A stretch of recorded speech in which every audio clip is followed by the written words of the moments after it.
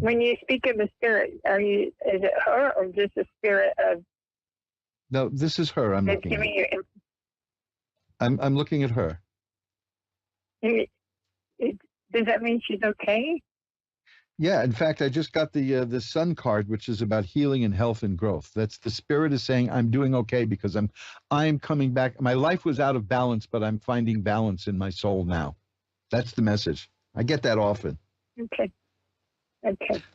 The Sun card, as soon as you said to me, does that mean she's okay? I got the card of the Sun, which is a card of health and growth and balance.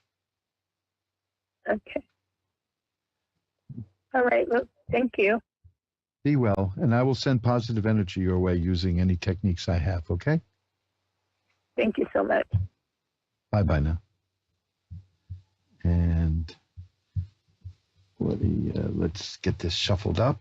And these are always such heavy things to do. But it's funny that they always come out that way, where the spirit will talk about finding balance and peace.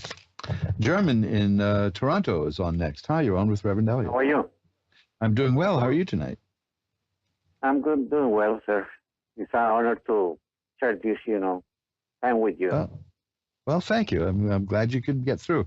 What can I look at for you? Well, we'd like to know about love and money, those two things love and money. They have been People get arrested for that. People get arrested for that. Yeah, I know, but work. Let's see what we get. Things don't get to the, I work and work, but I don't think I can afford things I want, right? Well, let's see what we've got. It's always avoiding me. Well, I think that may just change because I'm getting cup cards here. The cards are cups, and cups are about love and romance and emotion. And I'm seriously seeing that you're going to be working at this. That's the Six of Swords. That's a person who gets from where they are to where they want to be through their own effort. I've got the Queen of Cups, the King of Cups, the Knight of Cups. Almost that's 3 out of 4 court cards here, and the Empress, which is a card of fertility, not necessarily in the sense of having children, but making things grow. I'm taking that to mean that you have the ability to make this happen, and you're going to. The Knight of Cups means that something new in terms of romance and emotion is going to come into your life. It'll be a little hectic. It'll be a little unpredictable, but here's another. This is a good card, too. I've got 2 more cards, and they're all cups. This is phenomenal. The cards really like you. There's going to be a relationship coming your way. That's the Knight of Cups. I have no doubt about that, because the knight is on horseback and arrives, but also jumps around a lot, so it can be an up and down thing, but it'll level off, because that's followed by the queen, and that levels off. The queen is the maturing of the process, and the king is the stability. So it looks to me like that's going to be a good relationship. Now, let's give you an indication of where this is going to come from, okay? The three of Cups is here. That tends to mean traditionally that you're going to meet somebody through people you know. So keep an eye out through somebody, through people that you know, through friends or acquaintances. And then there's the 4 of Cups. This is a mysterious card because it shows a person looking at 3 cups and doesn't notice that there's a hand coming out of a cloud nearby offering another cup. And that almost always indicates that there's somebody around you who is interested in you, but has not made that known yet. So keep an eye out for that too, for somebody who, I used to say for somebody whose attitude changes when you walk into the room, but how would you know, right? If you weren't in the room. But when you're around people, look to see if there's somebody else, one person in particular who is a little interested in getting your attention and lights up a little bit when you speak, that kind of thing. Yeah, you're not with those things, right? Yeah, I know. I do see that coming. I do see that there's a relationship on the way for you now. Okay. And this is someone you're going to meet through people you know. Now, that's the best I can tell you at this point. And it's going to be good. The relationship is going to work out. Let me give you one more indication. It's going to be somebody. It's going to be somebody who just had a bad relationship with someone. Okay. Okay. So keep an eye out. Now for I'm gonna be the hero, right? You bet. Yep. Yeah. You sure are. That will be nice. Okay. So I think it's coming. Keep an eye out, and it's going to be somebody you meet through friends, somebody who just got out of a bad situation. Nothing horrible, but just bad enough, right? And we all that have been through that, right? You what? We all have been through bad relationships, right? Yes, we all have. We all have. Even people I know who've been together as a couple since like childhood, and it's now like 50 years later. They've had it too. They've had problems too. So, but this will be good for you. I think you're gonna do well, because I see a nice healthy relationship. Because the point is this, I'm seeing the Knight of Cups, which matures into the Queen of Cups, which stabilizes into the King of Cups. And that tells me that it's going to be a decent, good, solid relationship. Okay. So keep an eye out, and remember, it's going to come. This is a person you're going to meet through people you know. Okay. Anything else you want to look at? Yeah, about money, like every investment I have made, is going down, especially with the stock market. And oh man, yeah, the stock market. I just got a new job, and those things, and like I always there is always an extra expense, like I can, I can get the things I want, Well, let me tell you, these are cards that I see frequently too now, especially. I've got the Five of Cups, which indicates money problems. Now, who doesn't have money problems today with rampant inflation, the stock market crashing? I mean, it dropped like 1,300 points the other day. Now, the next is the Two of Coins. Now, it's funny. You asked me about romance, right? And I got all these cards with cups in them. Now you ask me about finances, and I get cards with coins in it, with money. So, yeah, the cards are good here. The Two of Coins is a person who knows how to use money, to juggle money, to get. It's going to be fine. You're not going to have terrible problems. You'll be okay. And maybe I will be able to afford the things I want, right? Well, that's the next card. It's the Nine of Cups. The Nine of Cups is a person who has everything. The Nine of Cups is a nice, smiley, happy guy, putting on a little weight maybe because he's got everything. And there's even a little warning in there that people will be envious of you. So it's funny to start out with the Five of Coins, which is a dreary, and end up with the Nine of Cups, which is about having all kinds of sensuous, good things in life. I believe you're going to be fine. Okay. Thanks. And it's because of you. That's the middle. The middle card is you, because that's the Two of Coins. That's a person who knows how to juggle and balance money and get money going. So there you go, okay? Yeah, okay. Thank you. Hang in there. It's going to work out well for you. Bye-bye now. And let's shuffle up the cards. You're listening to Reverend Elliott's Magical Window with me, Reverend Elliott, which I only say because so many people get my last name wrong. It's it's just one of those names, It's just one of those names that it sounds better backwards. Though I used to have a company that I spelled my last name backwards. I thought that's a dynamic name for a company. Anoramic. I said Anoramic Enterprises. There you go. Unfortunately, we didn't anoramize very much, but we had better luck with the newspaper company. Shuffling up the cards. We're here every Wednesday at 11 Eastern, 10 Central, 9 Mountain, and 8 Pacific. If you want to get in touch with me because you can't get through or you don't feel like opening up in front of a few million people, all you have to do is drop me a line at my email, asktarot@earthlink.net. Nice old-fashioned Earthlink email there. Ask Tarot. When I had to bring my computer in to be fixed, they were shocked to see that my email was Earthlink. They said, "That's still around?"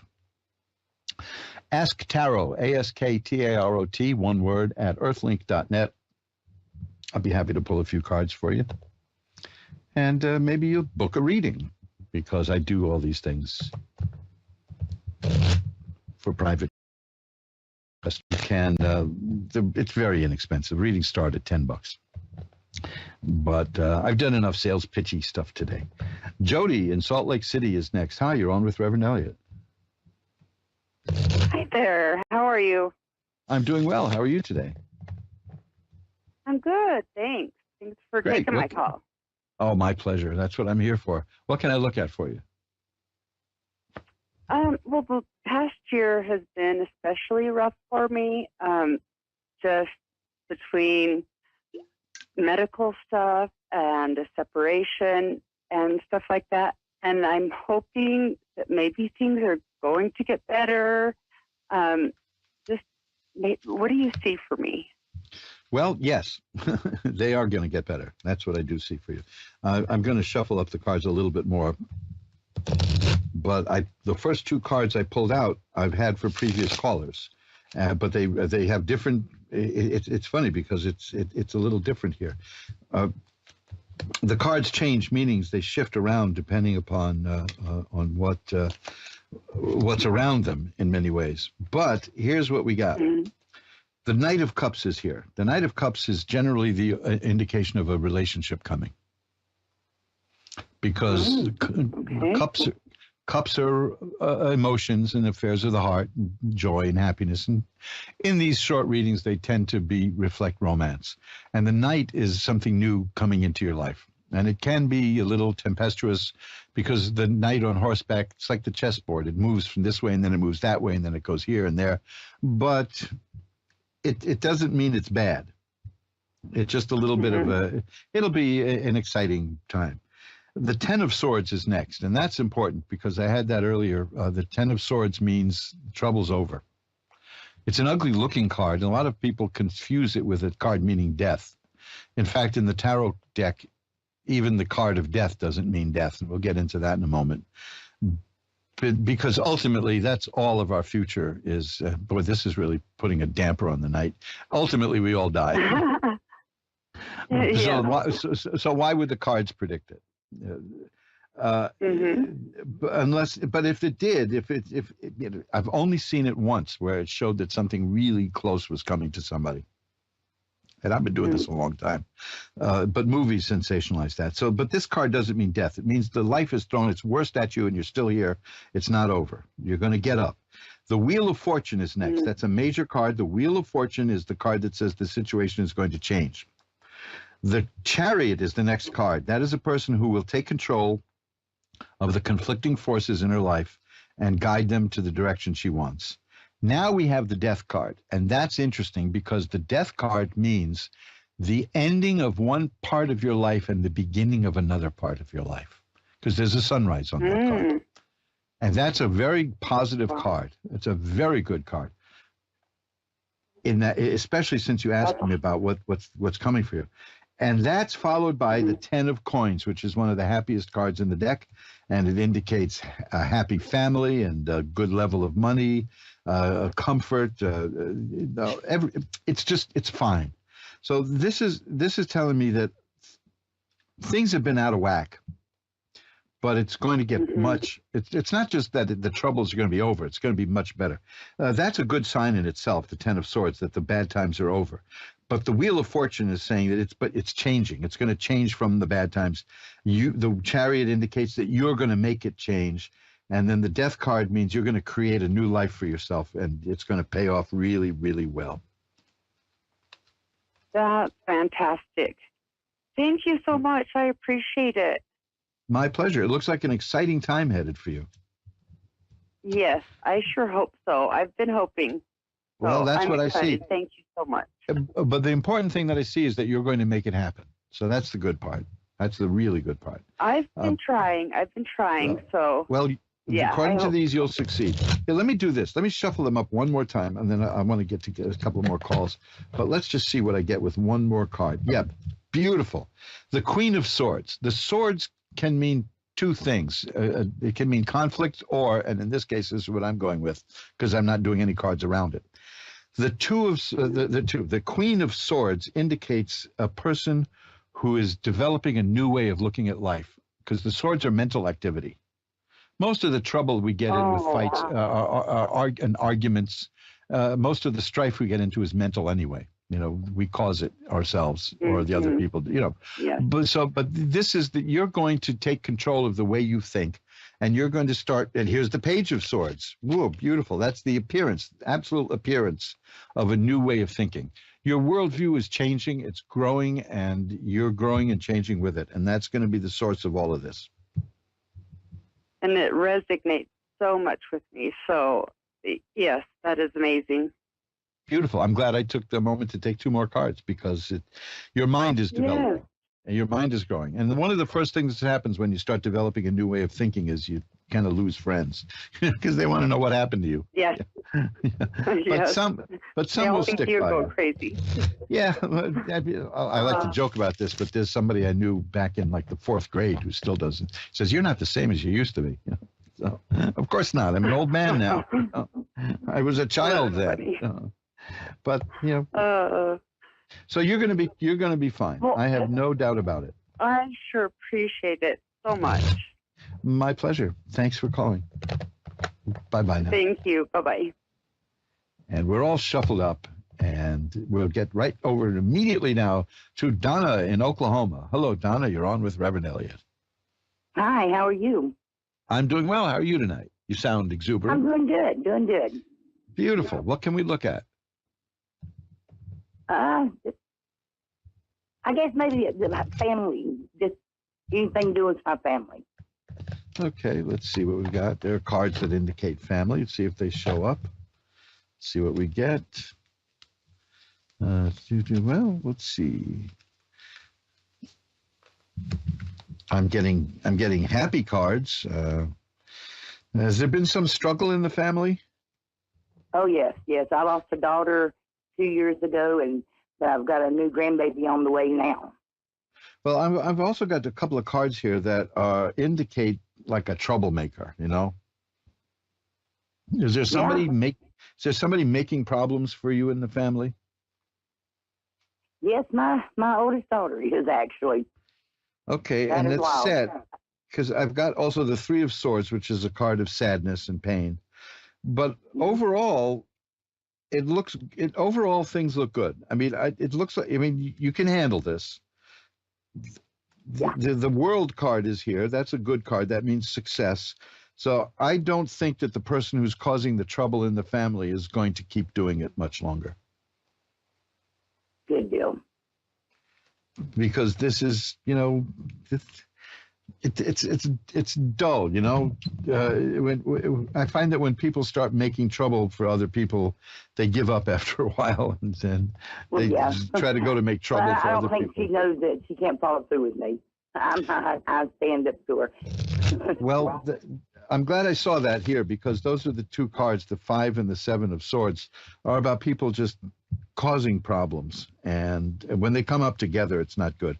But you had the World card, which is a card of success. Here's the 4 of Rods, which indicates a happy home, and things will be good. I don't think that there's any real problem that you can't overcome here. I think you're on the ball with this. Yeah, I did pretty good. Now, I carry a lot of weight around on my shoulders. And here's the Temperance card. The Temperance card is very good for this. That means balance is restored. So you'll work a way to find a balance in the family. You'll take care of it. But it's good to know that it's just one person doing it, and it's not like system wide, So, and you know who it is, so you'll be okay. Is there anything else you want to look at? I have a couple of minutes left. Health. Yeah, how's the health? Okay, well, thanks for calling in. You still with me? Yeah, I'm here. Yeah. Okay. Do you get any signs from any of my family members that's gone, has passed over? I think I'm being gave signs. I'm pretty sure I am. I don't. Let me see. Oh, I could probably take a look at that. I don't have a few minutes left here. You getting signs, you said? Yeah. Yeah, I that's find this diamonds a lot. And when I was younger, my mother told me she wished she had a dime for every time she told me to sit down and shut my mouth. Gosh, that's funny. Yeah. Well, this is the time of year that these things start happening. I get stories from people all around. Let me just about that, because the veil is thinning. This is a good time to get out the Ouija board and start doing stuff with that if you know how to use it properly. Right. This is it's not a toy. It's weird how it gets marketed as a toy, but it isn't. But it's not the horror that people say. So let's see if I can get anything. I'm not. I'm just getting cards of happiness and balance and joy. I guess everyone on the other side is fine. It's a dull reading, right? Yeah, I'm not seeing any specific messages at all here.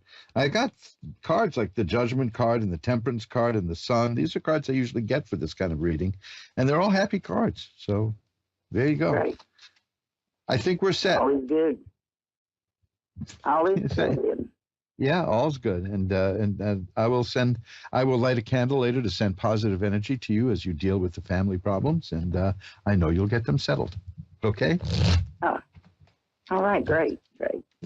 Thank you for calling. Thank you. Bye now.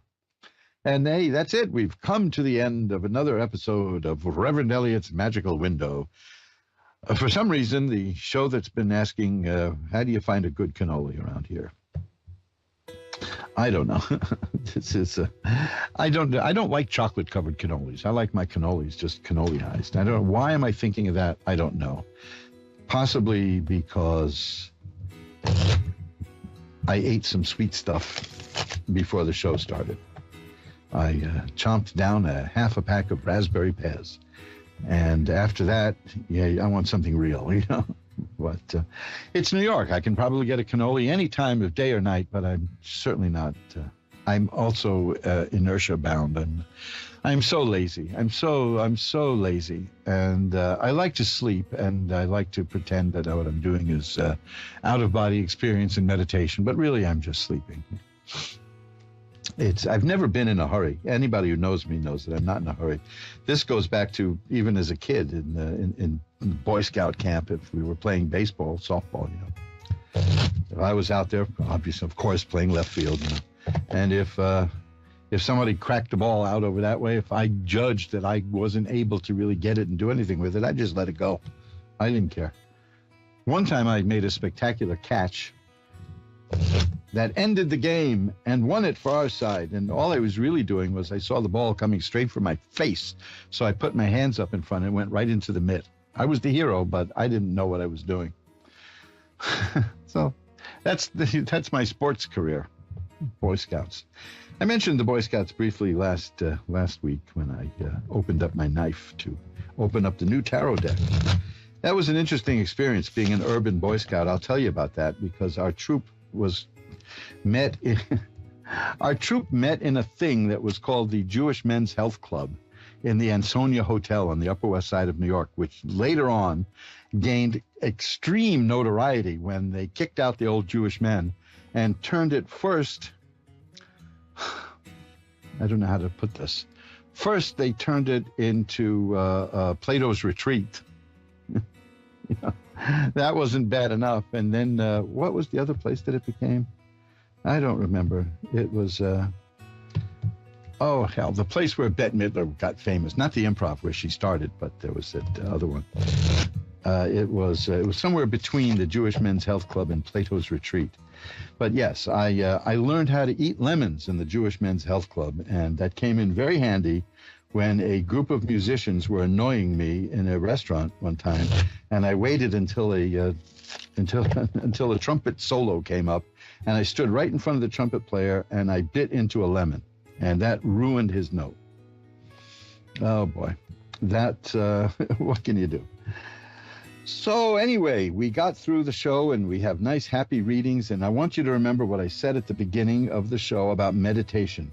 Please take a look at magic-works.com for the meditation page, because there's a lot of people out there trying the continental baths. That's what the one. That's it. That's where Barry Manilow and Bette Midler started, and that's where. And then it was Plato's Retreat, the notorious club. So you see how these things just pop back into your head. So look at the meditation page. Please look at my meditation page, because there's an awful lot of people out there trying to hurt you mentally and spiritually. And I want you to protect yourself. I really do. I want you to protect yourself as best as you can. And that's why I did it. And yes, I do charge money for these things, but no, the prices are not set in stone. So we can deal with it, okay? I never charge a lot for these things, but that's that. So until we get together again next week, remember, time flies. It's up to you to be the navigator. Bye-bye now.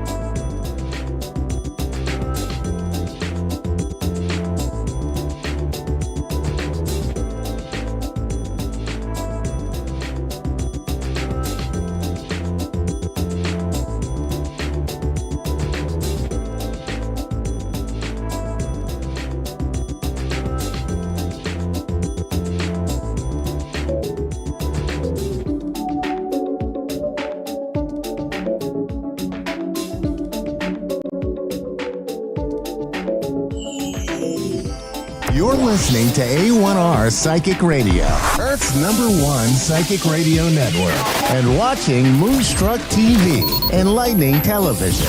Welcome. Time for Eleanor Gray's Psychic Destiny with Eleanor Gray.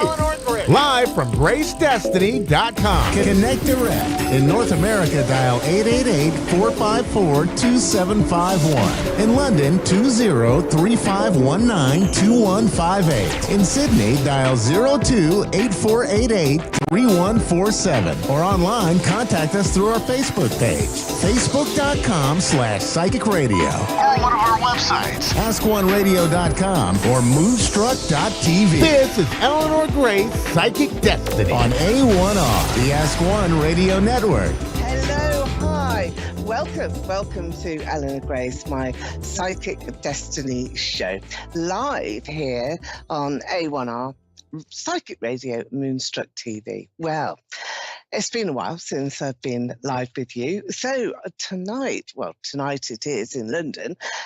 In the UK, it's 7 o'clock in the evening. And of course, in the States, it's various different times, 2 o'clock over in some of the territories, and 11 o'clock in the morning as well in LA. So welcome to the show.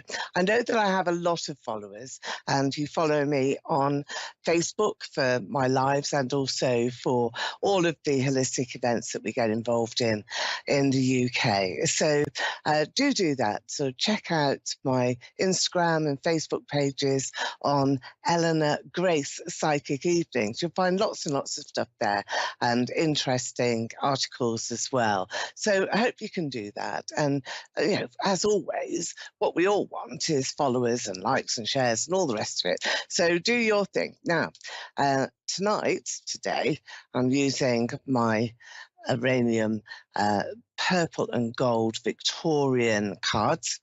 I'll also be using my angel cards, which are lovely. I like to use these. These are oracle cards, so this really does just show you a little bit about what the message is coming through, maybe from spirit, from your higher guides, what I can see around you in a clairvoyant way. And of course, as always, I'll be using my crystal. Now, this is a pure quartz crystal ball. I'm just going to illuminate this a little bit so that you can see it.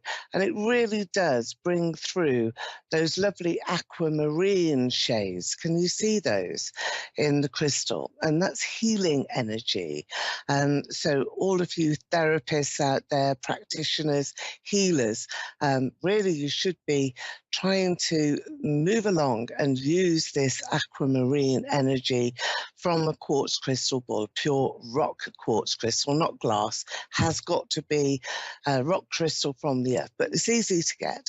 And once you have a hold of one of these, then you can see all of the illuminated aquamarine light, which is brilliant. And we can use this for our readings, and we will be doing. We'll be doing those live readings very soon. And with callers coming in, we do go all over the world, you know. I mean, it really is quite special. But you can see there the inflections in the crystal. And you can also look right into the center of the crystal ball. And if you do so, then you're really seeing through the crystal. And that's how to scry the crystal. And scrying is a very, very old-fashioned term.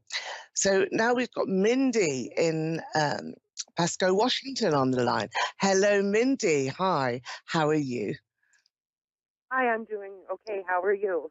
Yes, really good, really good. I've got my quartz crystal ball up here on screen. You may be able to see it if you're watching live. And Mindy, I'm going to use the crystal for your reading here, along with a couple of cards. Right into the center of the crystal here, Mindy.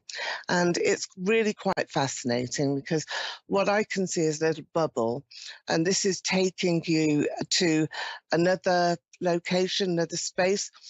I feel that you'll be moving on, that there's a leap ahead for you, that you really do have to take a sort of a leap of faith. You know, close your eyes and, you know, just jump forward and think, well, wherever I land is where I land, and that's going to be the right place for me. Now, this can be symbolic. It doesn't have to be a physical move, but it will be happening in your life. And this is something that I think comes into the esoteric area of your world as well. So this is about healing properties and you gathering yourself together again after quite a tumultuous time, really quite a rather extraordinary time. And this goes back to around about September, early October, and that's where I want to take your memory back to, cast your memory back to that time, because the developments since then will have been quite significant. You've gone through sort of a metamorphosis where you've shed your outer layers and you've emerged somebody new and quite perfect as well. But I think it's a bit scary for you, Mindy. I think that you know that you have changed internally and that you want different things now, but I don't think anybody else does. I don't think you've communicated that very well to those that are close around you, but you are taking the move forward. Very important that you do that as well. So bringing you into full view here. I think you've sort of been in the shadows for quite a long time. Do you agree with that, Mindy? Do you agree with the situation, that you find yourself in, which is, okay, this is my personal secret perhaps, but even so, you know, it's important to me. So keep going. Now, let me just take that down and let's bring through a couple of cards, Mindy, because this will just give you a little bit of a time scale on what you should do. Yeah, I thought so. This is the first card that you've got here, Mindy. It's the Tower. Now, most people who know about the tarot think, oh my goodness me, it's the tower, everything's all destroyed and, you know, never going to be good again. But in your situation, it's absolutely the right card, because what you are finding now is that you really do have to sort of get rid of everything that is dead wood, all the old stuff, throw it away, get it out, you know. And this is also very indicative of moving and physically taking your limited personal things with you. Again, that can be symbolic, but it's traveling light so that you're not burdened with all the past, all the old things that really would have weighed you down quite significantly. So I feel that it's letting go of people that perhaps were important to you, but also places as well, and certain memories, and renewing yourself. So going back to end of September, October to now, that 6-month period has been a transition. So separation of ties is your next card, where you do feel as though you have to unburden yourself. So have you parted company here, Mindy, with some friends, family, or a partner? Is there been this sort of, I'm going on in my life? What's happened there with you? Has there been parting in my life? Is what you're saying? Is there people parted? Yeah. I parted from my kid. Well, I haven't tried to part from my kids, but they've been ripped away from me, and so it's best that we retreat for now. So it's your children that is this great loss, this sense of, yeah. I knew that it was massive because it was in your crystal, right in the center, and it was like complete devastation, your heart torn, and this great big gulf, you know, it's like this cavity that swallowed you up and made you feel, oh, I don't know, completely devastated. However, you have new beginnings that are here. Don't fret. I think by the time you've gone a full year, this is a timescale card. This is coming through for October this year, 2023. And by the time you've gone that full year, everything changes for you. And I think it's positive and it's really good news. So let me take another card. Yeah. Are you worried about a daughter in particular? Yeah, I feel like my kid's father, because my sister was murdered, and I think that he murdered her, and then he got custody of my kids, and he has since then alienated me from my kids, and so that's what I'm struggling with. Okay, so it's a classic bully, isn't it? Intimidating and controlling, and somebody who, you know, really wants his own way. That's a terrible burden to live with, though, if you feel so strongly that he murdered your sister. He's not been convicted? It's not being convicted of that, though, yet? No. No, nobody's leaving. He's got a sister-in-law who's an attorney, so they're not even, they let him get away with abusing my kids and doing all, a lot of stuff he's gotten away with. And they've charged me with crimes over the whole thing. I've gotten charged because I've tried to protect my kids. Let's see if we can get some help for you. Well, here we've got some different scenarios that are coming into view.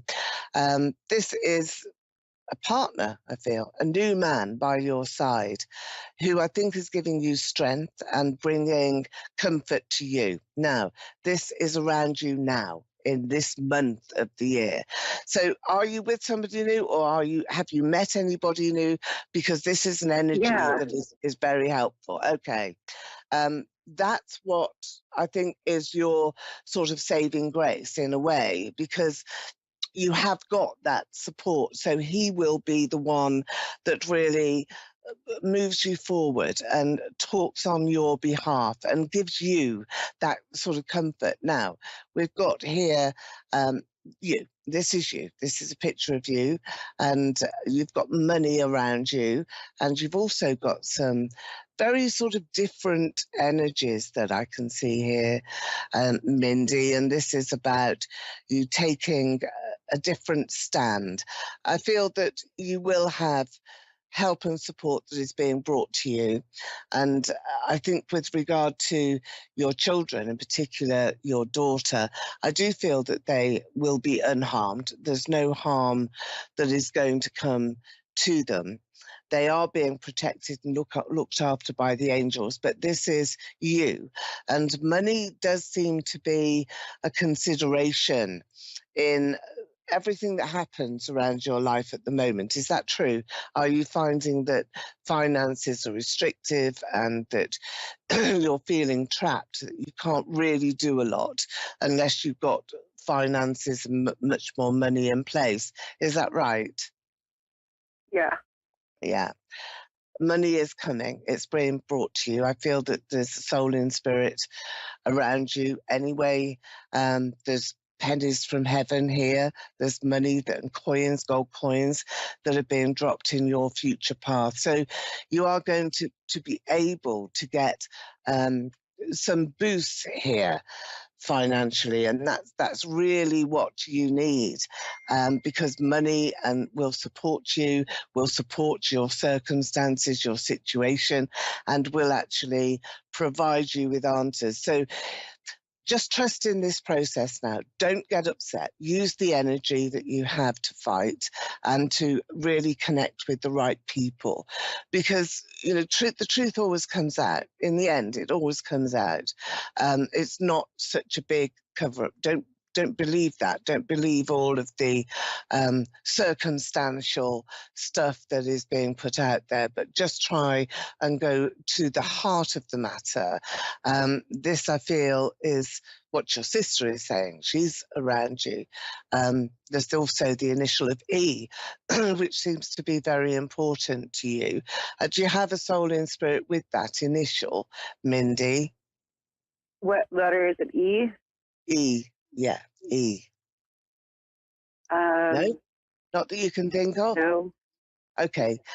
Look for the initial E then in your pathway, because it's an initial that is being given to me. I feel as though it's a lady. I feel as though it's Elizabeth, quite a long name, and that you will have some support that is being given to you. So check out authorities, don't just leave things and be unhappy. Fight. You need to fight now. Right is on your side and the truth is coming out for you. Money will be sent to you. I feel that that's going to be what you need in order to make this fight go a little bit stronger, a little bit further forward. I do wish you the best. I hope you've enjoyed your reading and enjoy your relationship, because that's going to uplift you and bring you closer. By October this year, one full year, I think that things will have changed that much. You will have a strong connection with your children. It will be better. You won't be quite so isolated. So I'm wishing you all the best. Thank you for calling in to the show. Oh, God bless Mindy. you. Thank you. No, my pleasure, my pleasure. I'm just going to welcome Catherine now. Hello there. Catherine, are you on the line? I am. Thank you so much for taking my call. That's my pleasure, my pleasure. Yeah. Okay, so Catherine, let's have a look at you. I'm going to go to the crystal ball again. This is lovely, this one here today. It's my rock crystal. Let's see what we can see in your crystal ball. So here we go. We've got a solid picture, I feel, of you, Catherine. I'd like to see you sort of very close to the earth. I don't know whether you're an earth sign or, but I've got you pounding the earth. So you might be walking, running, jogging, but it's that sound of the earth being fresh under your feet. Now, symbolically, this does mean that you are literally treading on new ground. That's important for you to know, because the new ground for you holds a new dimension, I feel. I think that you're quite psychic as well, Catherine, that you have more powers, perhaps, than you realise, but I've got dimensions. So there will be a need, I think, for you. Just put that down again a moment. I think there's a need for you, Catherine, to focus your energy onto the things that are good for you. Because I have you able to look at different dimensions. So you're clever, you're able to look through people to see and transcend the dimensions of life as well. So have you had that experience where you feel as though you need to, pound the earth so you can ground your energy so that anxieties disappear, so that you don't feel as though you're a bit sort of out of it sometimes, being able to connect yourself psychically and to have, some spirit around you. Have you felt that experience, have you, Catherine? I have, yeah. Yeah. And particularly in your dreams, does that come through in your dreams too? Right. Well, at the moment, I've got you feeling quite trapped here, not quite knowing what to do with some of those energies that are abound, really, the energies that are around you. But that, I think, is just going to be sorted out once you have sorted out your emotions. Your emotions are in turmoil at the moment, and that's because of this person here. I feel that there is somebody here who is making you either work very, very hard for his attention, or really trying to undermine you a little bit. Is that happening, Catherine? Are we correct there in just trying to pinpoint this sort of anxious energy that I'm connecting to, this sort of undermining feeling, and also great sense of loss? There's a male in spirit as well around you. I feel that this is a father-grandfather, because it's coming quite a long way here. When I see spirit, I invite them into my room, and this is a male that is here, quite strong person, but goes back in ancestors to you. So I've asked you a few questions now, so let's just clarify where we are. Firstly, do you feel as though you're anxious because of a partner? Are you being undermined by a partner? Is there some, negative energy going on here where you're not really feeling as though you're in your rightful place, or you're being loved enough or cared for enough? Is that true, Catherine? I'm in a partnership, and he's really wonderful to me, but he's in a tough situation himself. Is he? So there's some uncertainty, yeah. So that's what I'm connecting to then, that he is anxious himself, and that's something that perhaps is nothing to do with how you feel for one another, but may actually translate into how your beneficial partnership and relationship is progressing. Because when we're happy and when we're in love and when we're, doing things in the right way, then we progress very quickly and we get an awful lot of things done.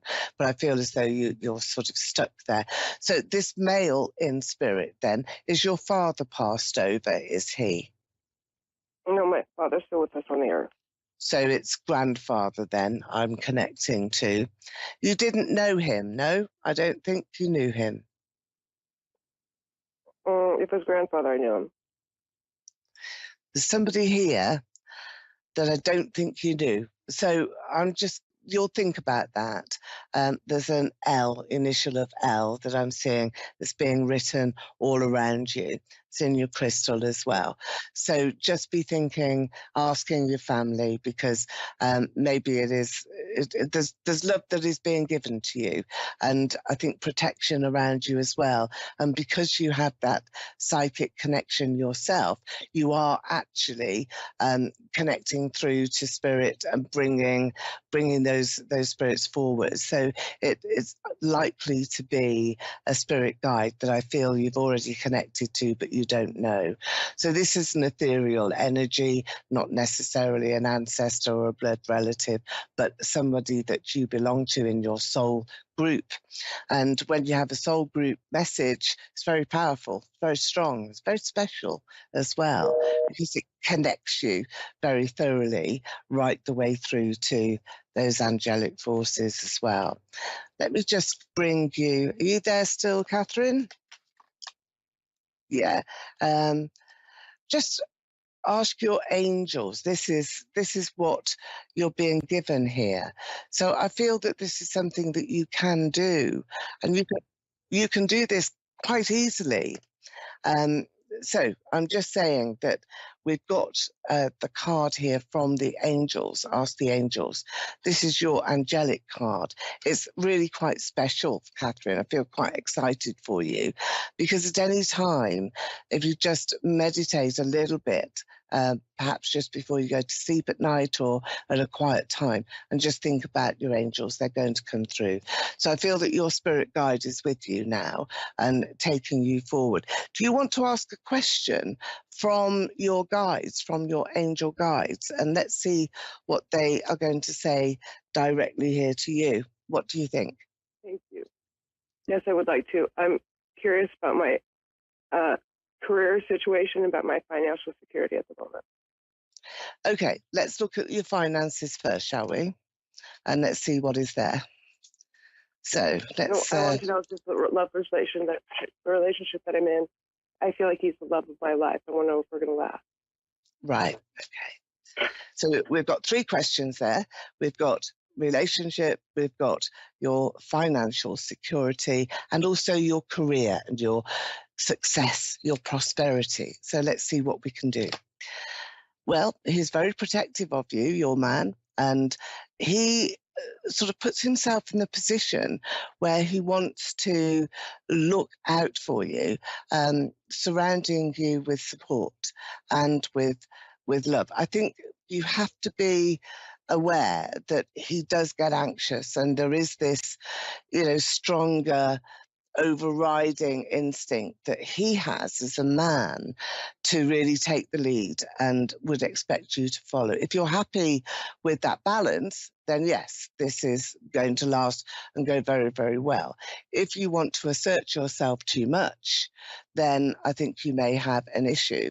So you need to look at that carefully in what it is that you want, because often it's about a power play in relationships. Who is the most significant and important? So at the moment, he is your leader and you will be really following him, but more on an equal footing. He will protect you, and that's a strong man, but strong man also has a strong ego, and that's where the anxiety is coming in for him. You can help him a lot. You can benefit him by bringing in your own psychic connections, your own energies. Your empathy is very strong, and so you will raise him up, and that's what you need to do. Bring in confidence to him, and then the balance will flow. You'll be correct.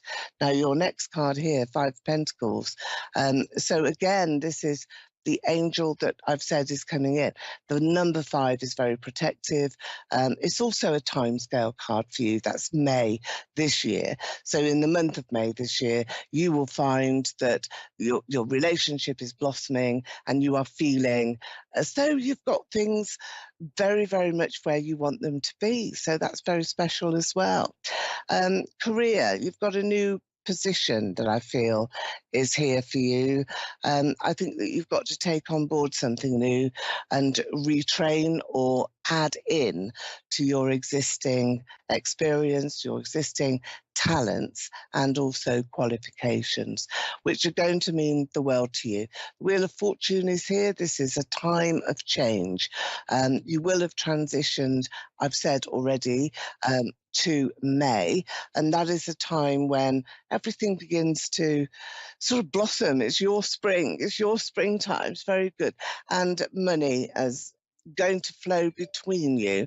I feel there will be business activities with you and your partner, and I feel that that's going to be where the amount of money that you are seeking is in fact going to be brought to you. So it's time to think about how you may adapt to the world of business and self-employment.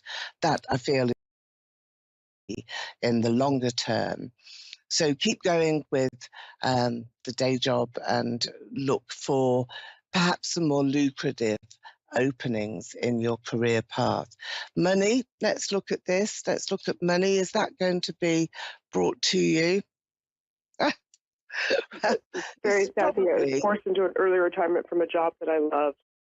Okay. And finding a job, I'm struggling at it, but don't struggle. Look at this. You've got abundance here. It's the best card that you can get from the angels, from your angel guide. So there is a higher guide that's around you. I think that you are meant to change. That sounds a bit silly, doesn't it, when somebody's happy and they just they're blossoming where they are. But when things are forced upon us, then it's a jolt. It's a big, come on, you can do more than this. You can do better than this. You can use everything that you've got at the moment and redefine yourself, redefine your future, and also redefine where your life is going to take you. But it's not just you, is it? It's both of you. So let's just finish here onto the crystal ball, and let's just look at those lovely hues of aquamarine and lilac. And if you're watching now, Catherine, then just take in the colours of the crystals. I bring them very much closer now to you, and also look long and hard into the centre of the crystal as we finish our show today with me, Eleanor Grace, and our Psychic Destiny show. And we'll make a wish, shall we? All of you can make a wish. Just blow onto the crystal ball. Send your wish out into the universe. There we go. And I'll say goodbye. Thank you for being with us today. I'm Eleanor Grace, and I will see you next week at the same time. Bye for now. Bye.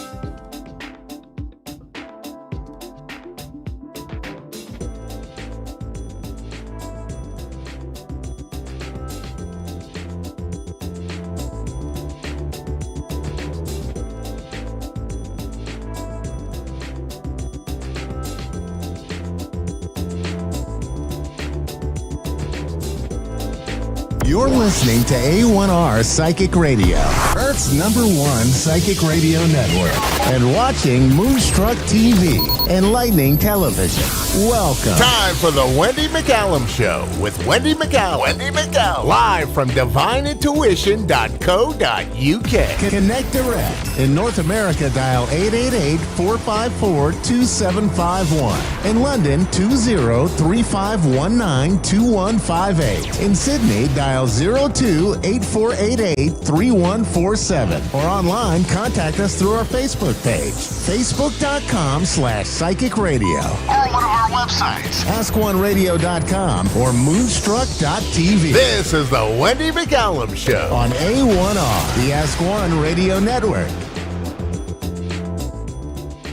Hello, good evening and welcome. My name is Wendy McCallum and I have been a psychic medium in the UK for over 15 years now. So thank you very much for spending time with me this evening.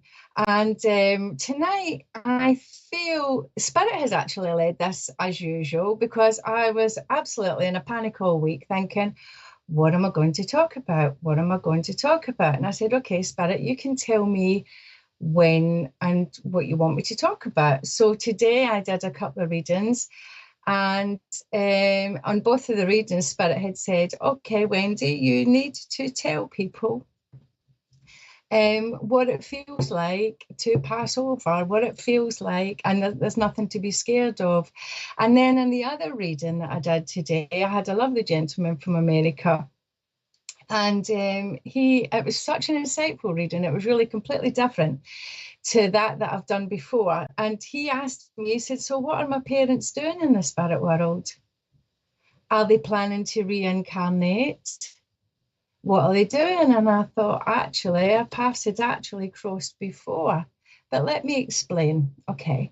So as I say, my name's Wendy McCallum. I'm a psychic medium from Camberley in Surrey. I'm originally from Scotland, and my lovely dad gives me a little fun fact about Scotland for every one of my shows. So this week, he reminded me that Elvis Presley touched down in Prestwick Airport, which is just a couple of miles from us in Scotland, albeit for 2 hours on March the 3rd, 1960, when he was finishing his national service in the army. So there you go, another fun fact about where I come from in Scotland. So tonight, my lovely people, we're going to talk about near-death experience. And I don't know if you're aware, but this is actually quite brave of me to talk about it, because I don't like talking about myself and I don't like publicly displaying things, but I feel that Spirit want me to tell you so that it may help other people. So I got quite poorly, and that means quite ill, over a period of time. It turned out that I had gallstones. And I don't know if anybody's ever had gallstones, but oh my, the pain of these things is absolutely unbearable. It's unbelievable. I would rather have another baby than have gallstones.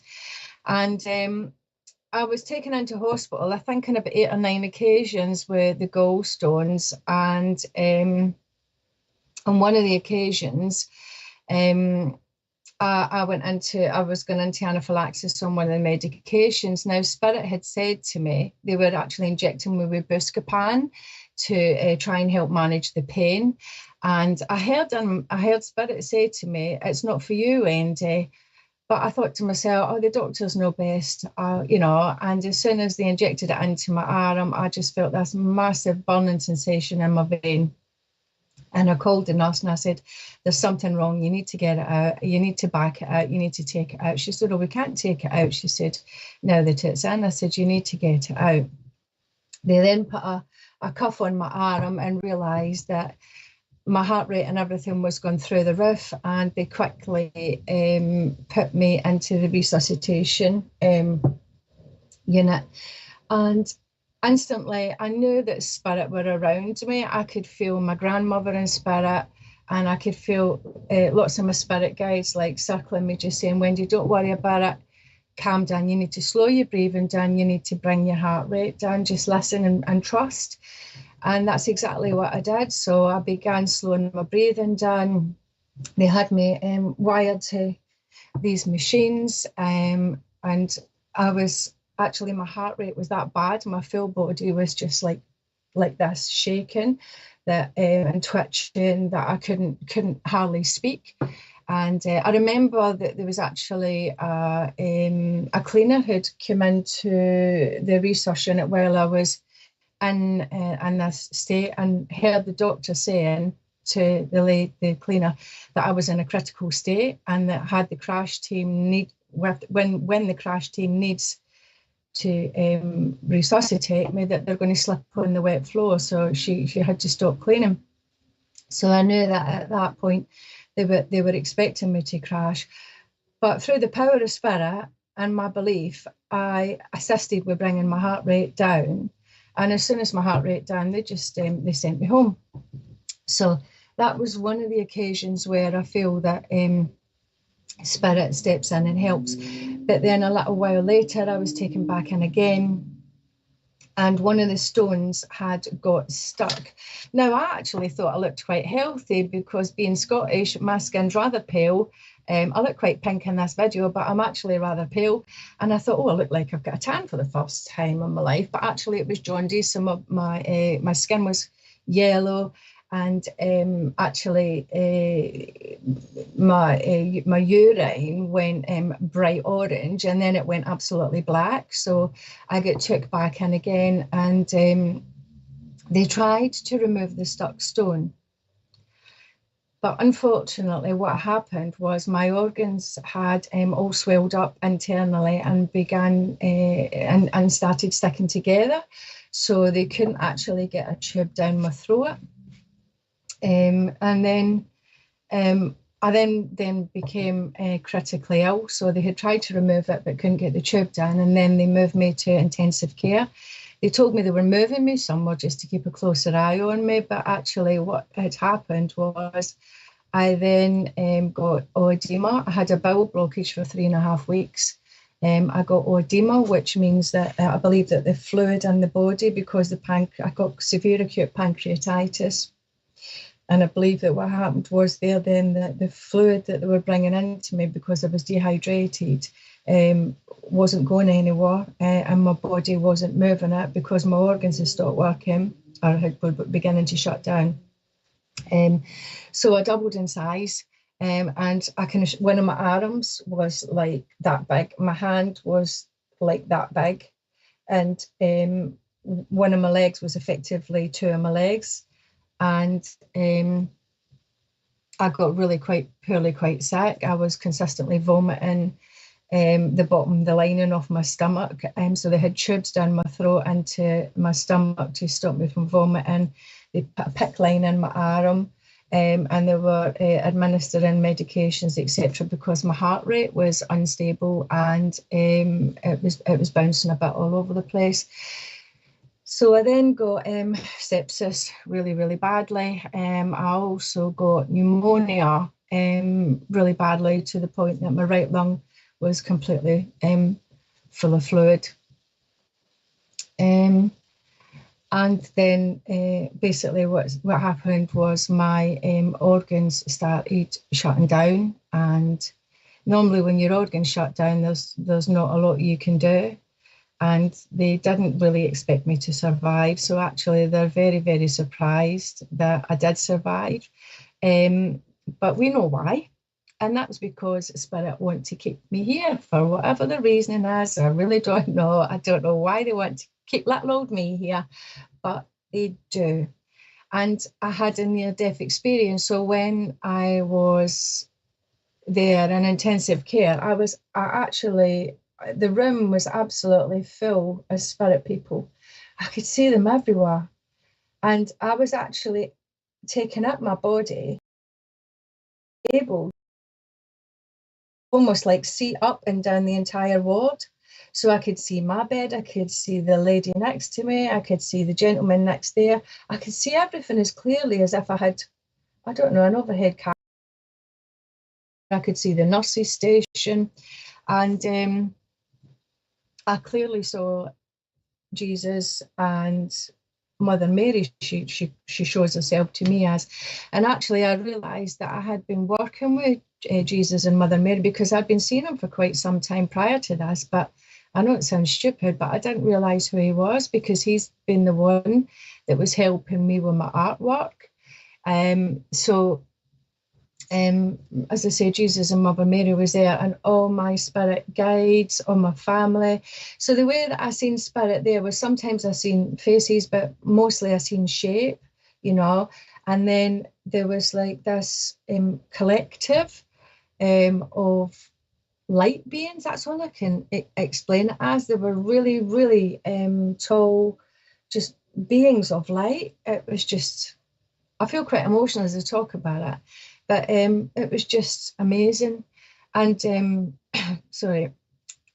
Jesus said to me, Wendy, do you want to come home, or do you want to stay?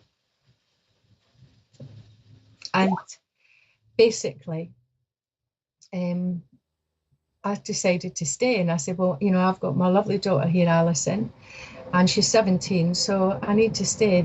I can't come home. And at that point, I felt no pain whatsoever. All you can feel is unconditional love. There is no other feeling apart from peace, calm, unconditional love. And, it was the most beautiful feeling. That it was actually a struggle to choose to stay here in the physical world. And sometimes I've been left with a lot of pain, crippling pain, fatigue, tiredness, along with a massive cyst on my pancreas, which is inoperable. But you know what? I'm very, very blessed to be able to have had this experience. Now, what I would love, guys, is if you've had an experience, a near-death experience, if you write in and tell us about it, or if you feel that Spirit have stepped in and saved your life when they've needed to be there, please get in touch. You can find me at Wendy McCallum at Medium or divineintuition.co.uk, or you can contact A1R Psychic Radio. But please let us know your stories, and I hope that my story in some way is able to help you, because although that it has been a difficult time, and it's been almost 18 months since I was ill, I am still recovering, and every day can be a struggle. But you know what? It changes your perception on life, and we are very, very blessed to be here, and I'm very blessed to have the support of the spirit world. And I just know that they had a massive hand in saving me, but I also know that solfeggio frequency and the sound frequency played a massive part on me being here. So thank you for listening to me. Have a great week, and I will catch up with you next week. But if you've got any questions for me about this, please, please, please get in touch. Thank you so much, and have a wonderful week. Much love.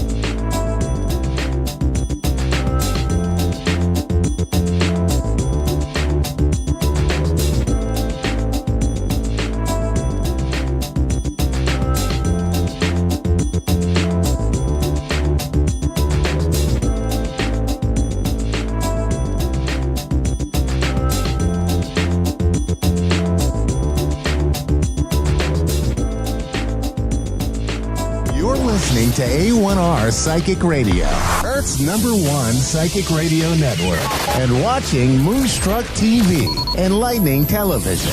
Welcome. Time for Susanna Medium with Susanna Hershaw.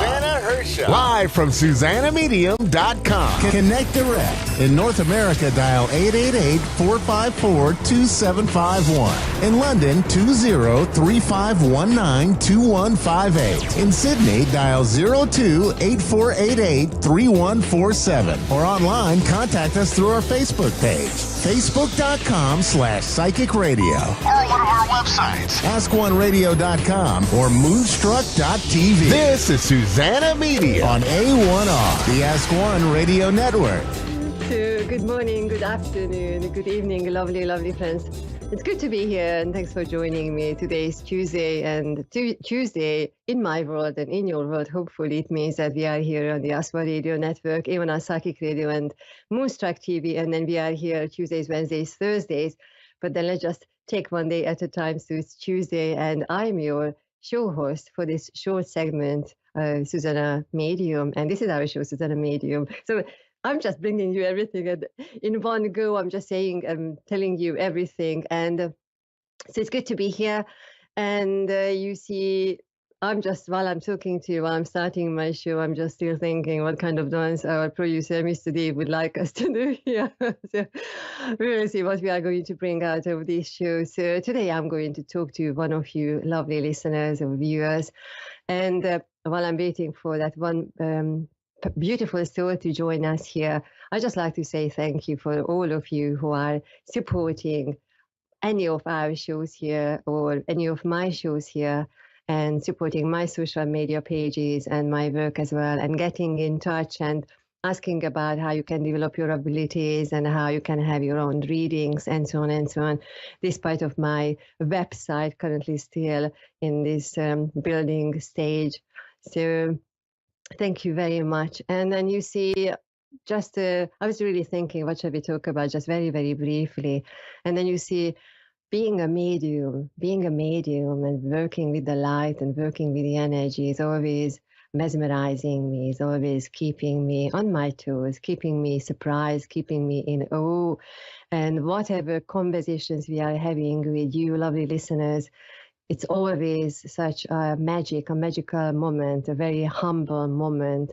And this week I have been really reflecting on the senses, what Spirit is using to show us the information or to show us really the message what you, lovely listener or viewer, you need to receive. And you see just one very little beautiful segment of this. Yesterday I was doing a reading for somebody, and that person was really direct. That lady was very direct with her questions. So it was quite an interesting, the whole energy kept me on my toes, because once we start a conversation, I'm listening to Spirit. I'm not even looking at you.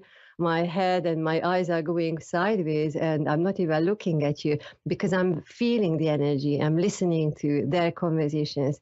And then when we have you lovely ones asking questions, and especially if you are in that mood of asking many questions one at a time, then are we listening to you? Are we listening to Spirit? So that was a very interesting energy. But then one particular piece really caught me when that person, that lovely lady, was asking, we were working with her father's energy, and she was asking, so what is his name?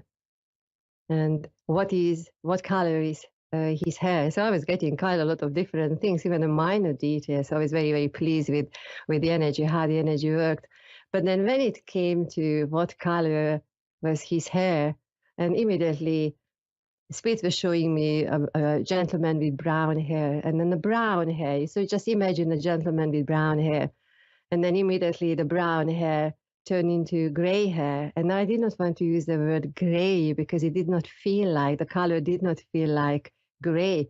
So initially I said brown, but then the color really reminded me of ash. And I said to myself, Susanna's mind, I said to myself, I cannot really say ash because we don't really use the color ash to describe someone's hair.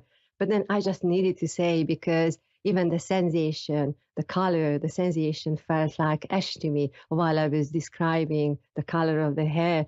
So I needed to say brown, and I needed to say ash. And this lady was saying that, oh my goodness me, yes, his hair color was ash brown. Ash brown. So imagine how beautiful, how wonderful Spirit is presenting the information. And yes, of course, you've got your question. Yes, you would like to hear from your loved ones.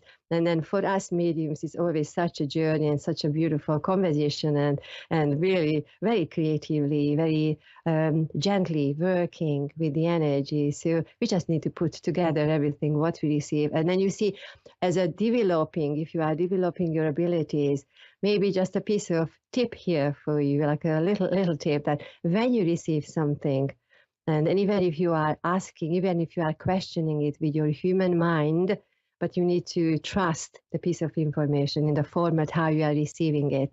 And then you see, I am seeing what I am feeling or what I'm receiving when I'm in the middle of the conversation or reading, because we learned how spirit is working with us. So we just need to say, so we got the brown hair, which quite immediately, quite quickly turned into gray, but it wasn't gray, it wasn't silver, it wasn't white, it wasn't a mixture of black and white, it wasn't a poppy color, wasn't any other thing than ash. So we needed to say that. So you trust the information what you receive.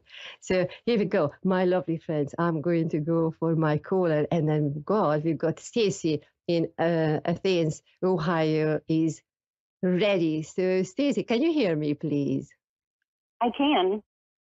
Oh, wonderful, wonderful. So thanks for waiting. So how can I help you today? Well, I'd like to know what you see for my future. Maybe what you see relationship-wise. Okay. So we are talking about future, and we are talking about what we have relationship. So what Spirit is showing me immediately that you need to separate the two conversations. Because when we are talking about your future, so I'm not saying that one particular person who is around you, because I feel that we are talking about somebody around you.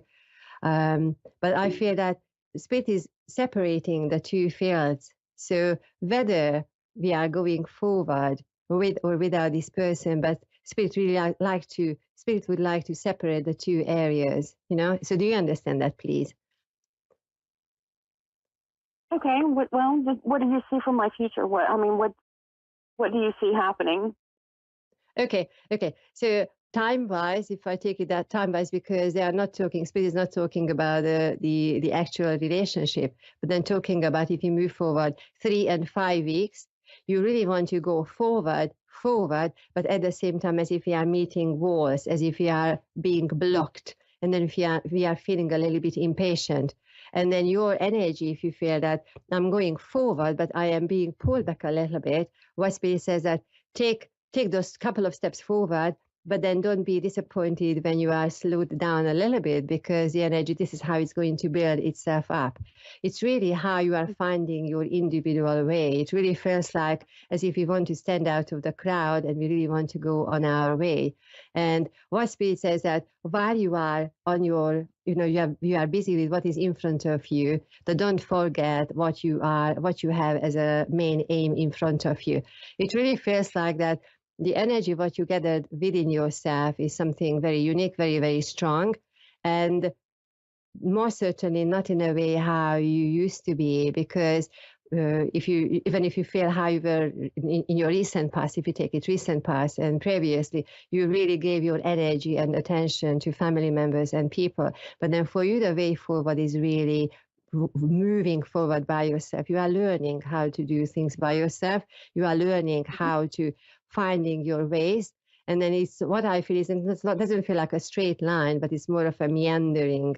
You are another one with this meandering storyline, a very creative flow. What Spirit is also talking about that you need to look after yourself is more of the sleep, and then a physical recuperation, having your energy. And then if you understand, because while I'm working with your energy, they are showing me paint brushes and painting. So whether we are objectively painting or we are interested in the arts, but then what Spirit says, that actually you can take it in a way metaphorically that what you are stepping into is a clear canvas.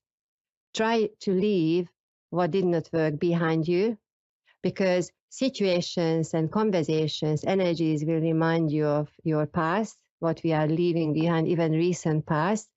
And then it's important that you are able to separate what belongs to the past and what you are not bringing forward for you. Now, Spirit is talking about 8 and 12 months ahead. And then in that says that you will work through your own challenges, because you have taken on bigger responsibilities and bigger challenges.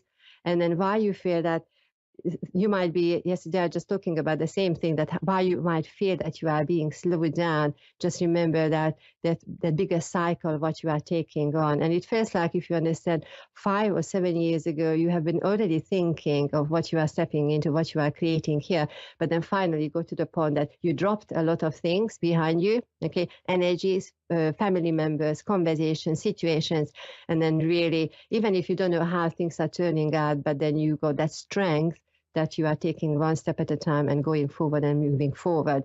They are also talking about writing and taking notes. And as you are, whether you know, when you are walking around and you've got some creative ideas, make sure that you record those ideas, because even if you are not using them immediately, but then they will be very, very useful for you. So would you understand that, please, that we are really leaving energies behind and we are moving forward, and it's a very different energy what you are stepping into. Stacey, do you understand that, please?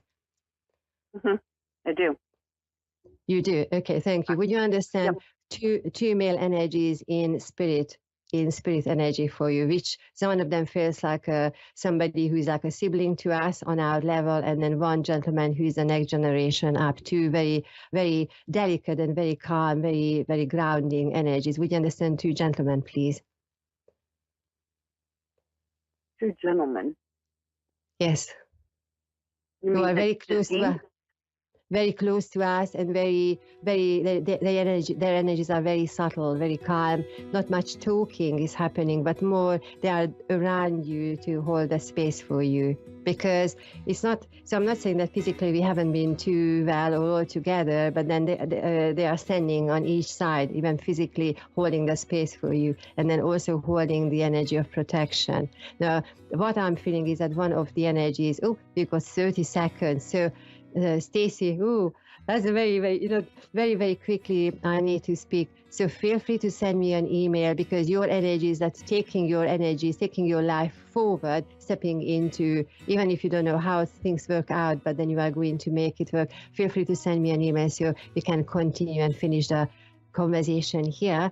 So thanks for being here, and my lovely listeners and viewers, thanks for being here. And Mr. the producer, don't see you another time. Thanks very much, and back in 7 days time. Thank you. Thanks. Bye.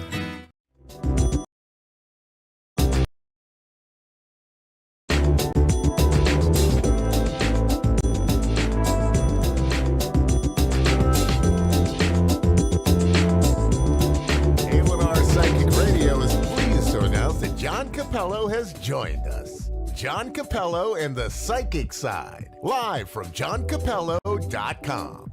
Hi, I am psychic medium John Capello, and I want to ask you to join me every Tuesday, 4 p.m. Central Time, for my show, The Psychic Side. It is an informative show about developing your personal psychic abilities.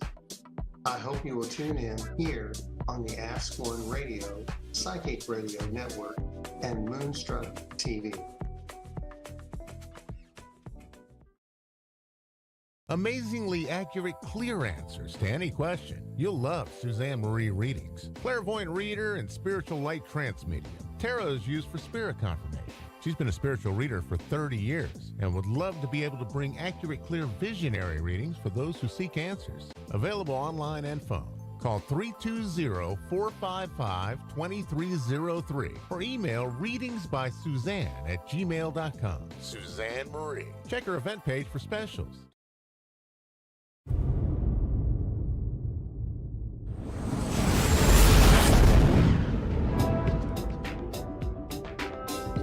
You're listening to A1R Psychic Radio, Earth's #1 psychic radio network, and watching Moonstruck TV, enlightening television.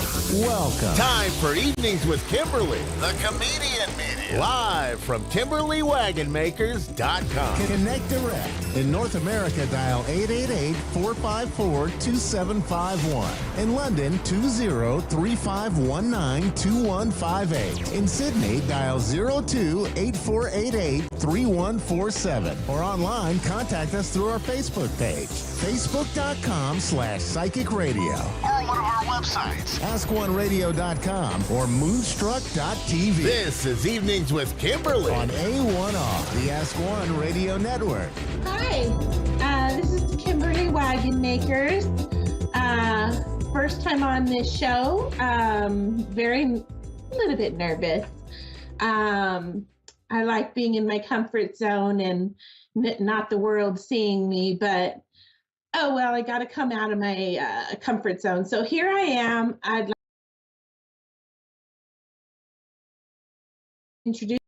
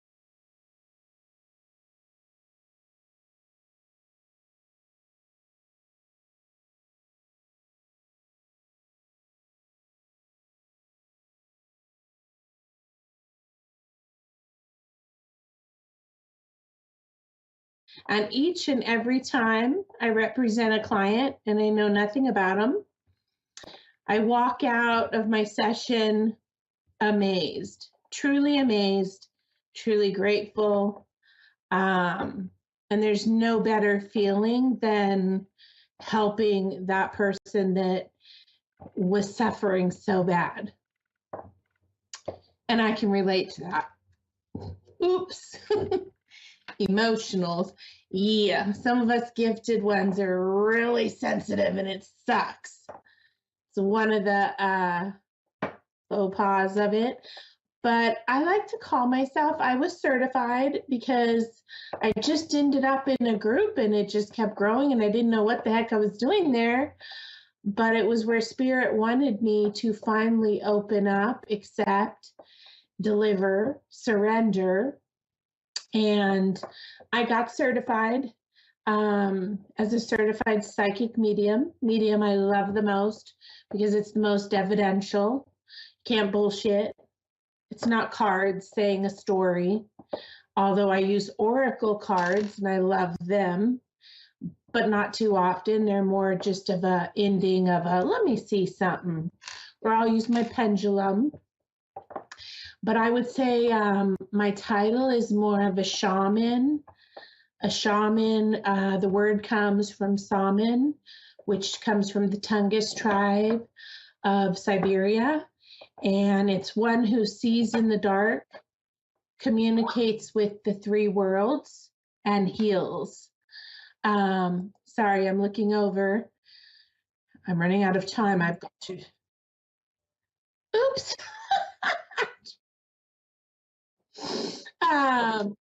Okay. Yeah. Sorry, I'm multitasking. I'm new at this again, and I have a chat bar and don't know how to look, read, and talk. But yes. Yes. Hi, Alma. I think I have somebody. Yes, hello. Waiting. Hi. Hello. Hi. Hi. Babe, is your name Alma? Yes. Hi. How are you tonight? I'm okay. How are you? I'm good. I'm really good. This is an exciting thing for me. I don't know where you're at, what part of the world you're at. For I'm me, in Washington, PA. Go ahead. Washington, PA. Ah, Pennsylvania. So it's probably dark there? It's not dark yet. Oh, I guess I don't know my, what is that, geography? Well, it usually is, but right now with the new time changing, it gets dark about 9, a little after 9:20. Wow, you guys really get it dark late. Yeah. I like that. More sunshine. More sunshine. So hi, Elma. What brings you here tonight? How can I help you? And maybe is any of my loved ones around? So, first off, do I have your permission to connect with the other side, Alma? Yes. Okay. And so I am sensing a female. I am sensing a female right away. And this is a strong connection. This is either a sister or a sisterly bond. Does that help you in any way? I'm not sure. Maybe my cousin. Were you very close with her, like almost like sisters? Is it a very close bond? I mean, kind of. Okay, so my nose, when it knows, it knows. Yeah. So, sorry, that's my spirit's going through. 38. I'm hearing 38. Would that resonate with something?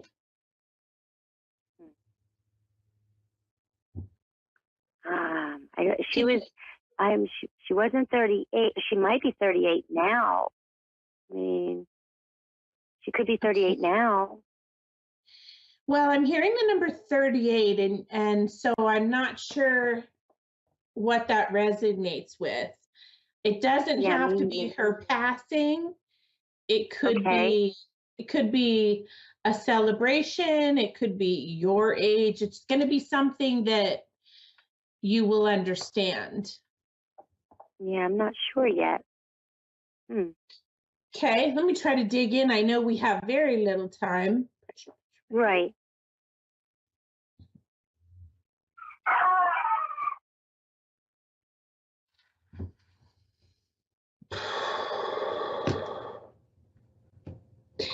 Yeah, I don't know if I'm a little nervous, but I'm just feeling this is definitely it's somebody strong close to you. I'm feeling it was a tragic passing.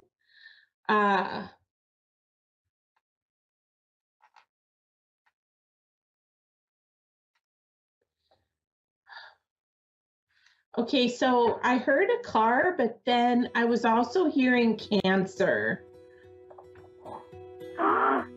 My cousin and my grandma might be there together. My grandma died of cancer and my cousin died from a car accident. Okay. So I do get multiple, when I do readings, I get what they call platform, which means multiple spirits come through. And so I was hearing cancer and a car accident, and I was feeling like the car accident was your cousin, but I was like, why am I hearing cancer? So I'm getting goosebumps now, so I do believe they are holding hands together in spirit.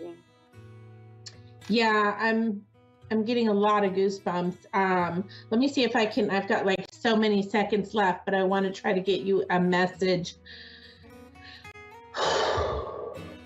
I just heard the color purple. Does that resonate with anything?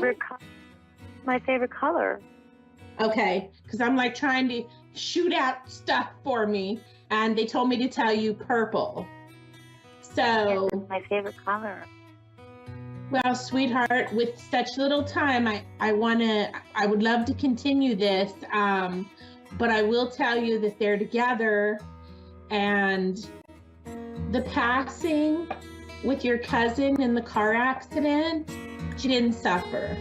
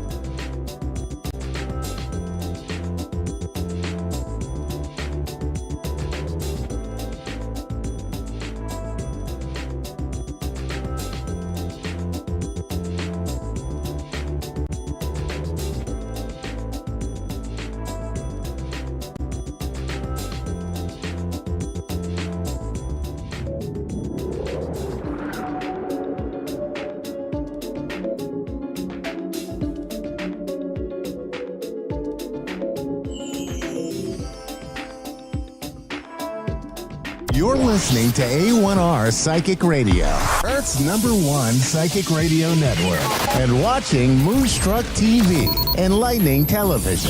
Welcome. Time for Energy, Healing, and Spirit Talk with Tammy Petricelli. Tammy Petricelli. Live from TammyPetricelli.com. Connect direct. In North America, dial 888-454-2751. In London, 20-3519-2158. In Sydney, dial 02-8488-3147. Or online, contact us through our Facebook page, facebook.com/psychic radio. Or one of our websites, askoneradio.com or moonstruck.tv. This is Energy, Healing, and Spirit Talk on A1R, the Ask One Radio Network.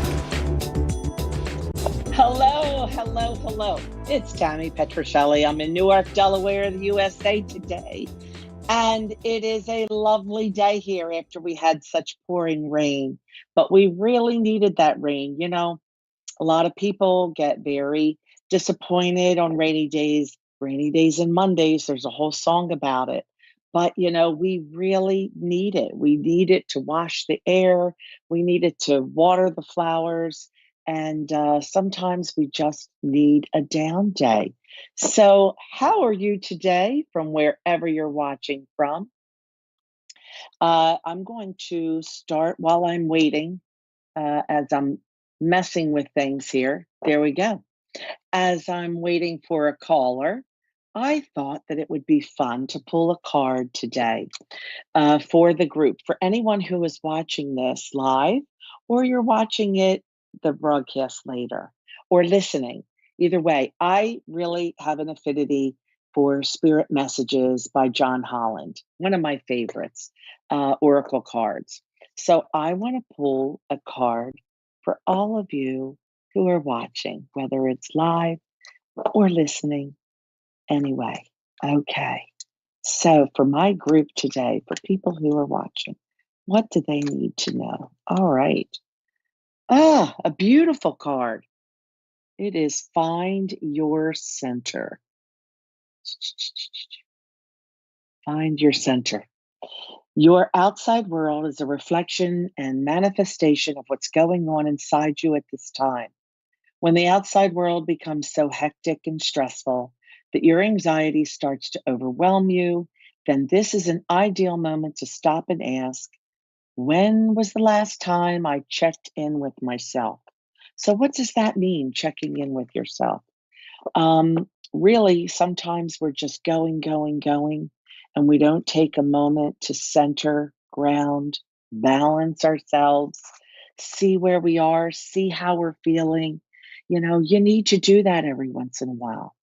You need to make sure that you are getting what you need. What do you need to stay balanced, to stay calm, to stay centered? That's what you should do. So what happens if you don't feel centered? Go outside barefoot, hug some trees, run in the grass. Can't do that? Take a salt bath, some Epsom salts, some sea salt, Himalayan salt. You can't do that? Then just soak your feet. Soak your feet in some salt water. I even tell people you can actually wet your shower, turn it off, sprinkle some salt on there, get in there and just stand for a minute, breathe, turn the water back on. And the other one is breathing. Just learn to breathe into the count of 5, hold it for 5, and breathe out nice and slow for the count of 10. Breathing in, hold it, and out. Do that for as long as you need it. Okay. All right. So these are some of the ways that you can center and ground and balance and check in with yourself. So a really good thing to do with the breathing is to do it at least 3 times. And then if you don't feel like you're calmed down enough, do it a little bit longer, okay? And you just want to do that till you feel calm, till your pulse slows down, and then check in. What do I need? Spirit, tell me what I need, and listen. Trust yourself. All right, I want to say hello to Christy in Atlanta, Georgia. Whoops. Uh-oh, I'm so sorry, Christy, we lost you. We just have sometimes these technical difficulties that are out of our control. Last week, I had an issue with my Wi-Fi, so I'm sorry. I was sitting here waiting, and the Wi-Fi just was going in and out and wouldn't let us connect. Today, we keep losing Christy. All right, you know what I'll do? I will pull another card for everyone watching. Maybe I'll just pull one for Dave. Relationships. Relationships, Dave. This has to do with your relationship to technology. Relationships are just mirror images of your own life. How you feel and treat yourself, as well as how you react and respond to different situations and people around you. Be aware that every relationship is an opportunity for soul growth. So, isn't that exactly what we were just talking about? Our relationship to technology and connecting to people. And that's what we love to do here at Energy Healing and Spirit Talk and Moonstruck.tv and A1R Psychic Radio. Hopefully, they're getting Christy back. But in the meantime, I want to talk to you about checking in with yourself, which is the theme today, picked by the cards. Which cards did I use in case you came in late? Spirit Messages from John Holland, one of my favorite oracle decks, okay? So when the card that I chose was, connecting, checking in with yourself, connecting to yourself.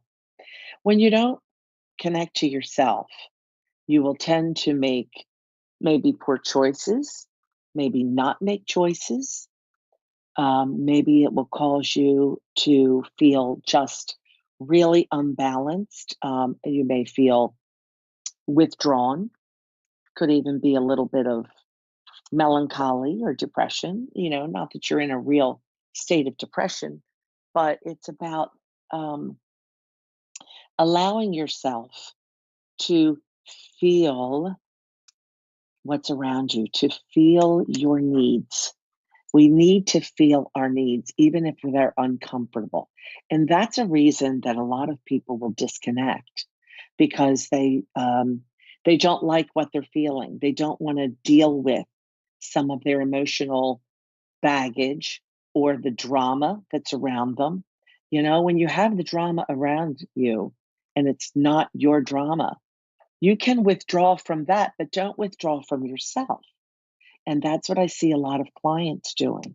They will tend to withdraw from themselves and from everything. And that means, they don't want to deal with the issues. And when it's someone else's drama, you don't have to deal with it. You just have to deal with how you feel about it. So go find yourself some grounding stones, find yourself a rose quartz, maybe some selenite, do some breathing, do some meditation, take a little salt bath, whatever it is that you need to help you self-connect, feel grounded, feel centered, and basically check in with yourself. Check in with yourself and see how you feel about the energy around you. Maybe you need a Reiki or another type of energy treatment. That's a wonderful thing to do if you're having a lot of family drama, friend drama, stress from right now. We have all the stress from activities, parties that we're being invited to, First Holy Communions and confirmations and graduations and weddings and showers, all of that. It can be a stressful time, even though it's wonderful party time, that work, that anticipation, maybe it's travel, maybe it's, the expense, maybe it's having to deal with people you don't want to deal with. Breathe, meditate, get some Reiki, get some energy treatments, get whatever it is that you need to help you feel settled, feel balanced, because then you're going to be able to make the best choices that you can for you. Okay? You've got to make the best choices for you first. My favorite little saying is oxygen mask time. Oxygen mask time. When you're on an airplane and they tell you that in the case of lack of air or oxygen in the cabin, that they want you to put on your oxygen mask first in order to help others. Okay? So you want to do that. Help yourself. Center, ground, breathe. I'm sorry we didn't get to Christy today. Maybe next week. I love you guys. Thanks for spending this few minutes with me. And I will see you right back here at Moonstruck.tv and A1R Psychic Radio, 3:15 Eastern Standard Time on Tuesdays. And in the meantime, you can find me at TammyPetrocelli.com, PikeCreekReiki.com, and Facebook. Bye, everybody. Have a wonderful week. We'll do it again next week. Bye.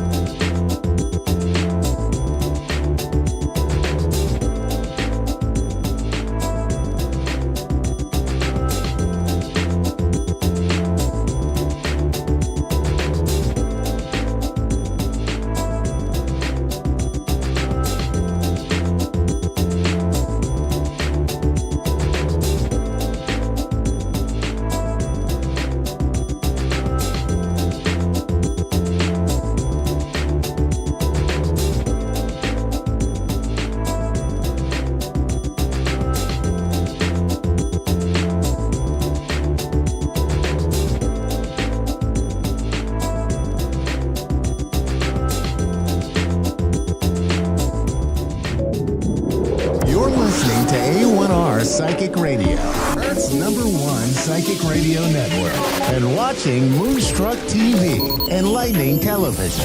Welcome. Time for Soul Tea with Marie, with Antoinette Marie. Live from AntoinetteMarie.net. Connect direct. In North America, dial 888-454-2751. In London, 20-3519-2158. In Sydney, dial 02-8488-3147. Or online, contact us through our Facebook page, facebook.com/psychic radio. Or one of our websites, askoneradio.com or moonstruck.tv. This is Soul Tea with Marie on A1R, the Ask One Radio Network. Hello, everyone. Welcome to Soul Tea with Marie.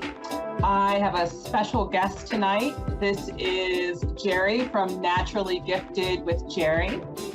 She is going to be talking about all things crystals this evening. So say hello, my friends. I can't hear you. So I can't hear you, Jerry. Is your sound on? No sound? Well, okay. I can't hear you. Maybe she's muted. So when she I am live. So I am going to give her a minute to unmute herself. What we're going to do is talk about crystals, why we have them, why we use them, the different ways that they come, obviously as rocks, but I even, in lieu of Jerry being here, I have this mug that I found. It has a little heart on it, and it has a rose quartz, which is for love. I also have, let me get it. I'm gonna do a little stretch. I don't have my crystals out, but so this is also a rose quartz pendulum that I use when I want to get in contact with one of my guides or I have any questions. There she is. Welcome back. I don't know what happened. I was like, I can't hear anything. I can't. Oh, that's okay. That's fine. So this is Jerry with Naturally Gifted with Jerry. That is her store where she sells all types of things, metaphysical. I do readings there. Other people do readings, all kinds of things. Give a quick rundown of my store. Yeah. Who are you? So I'm Jerry. And I have a nice shop in Elizabethtown. I sell oils, crystals, incense, candles, all kinds of things that I always say I want people to feel better when they leave this store than when they came in. So things that will make you light you up, make you feel better, just make a connection. So that's my goal when people come in. So that's part of it. And I also love, my favorite thing to lift up is that 95% of my store is locally sourced. So local PA, the state I'm from, or local Elizabethtown, the town where I'm from. Okay. So I love lifting up local. All right. Well, we are going to talk about crystals. So why or how did you get into crystals? Oh my goodness. I think I've always been drawn to them. It just it wasn't until I got older that I started to realize that I was sensitive to their energies and I was able to connect with them. And interestingly enough, my last name, my maiden name, is Stone. So I always thought that was a neat little nod to the universe there, that, you know, they give me this gift of being able to connect to crystals, and I have a maiden name of Stone. So oh wow, that's neat. Yeah, I thought it was a nice little coincidence. There's a lot of different, like, you know, why people would be drawn to them, why they want to use them. A lot of people will ask me, like, how do I know what stone I want, or what is it that I'm looking for? And I tell people a lot of times, if you're in a crystal shop or you pass anything really, not just crystals, but if you see something that you keep going back to, then the crystal, it's trying to balance that energy for you. So when I tell people, like, crystals, their energy is always the same. Like, their energy never changes. Our energy changes day to day, hour to hour.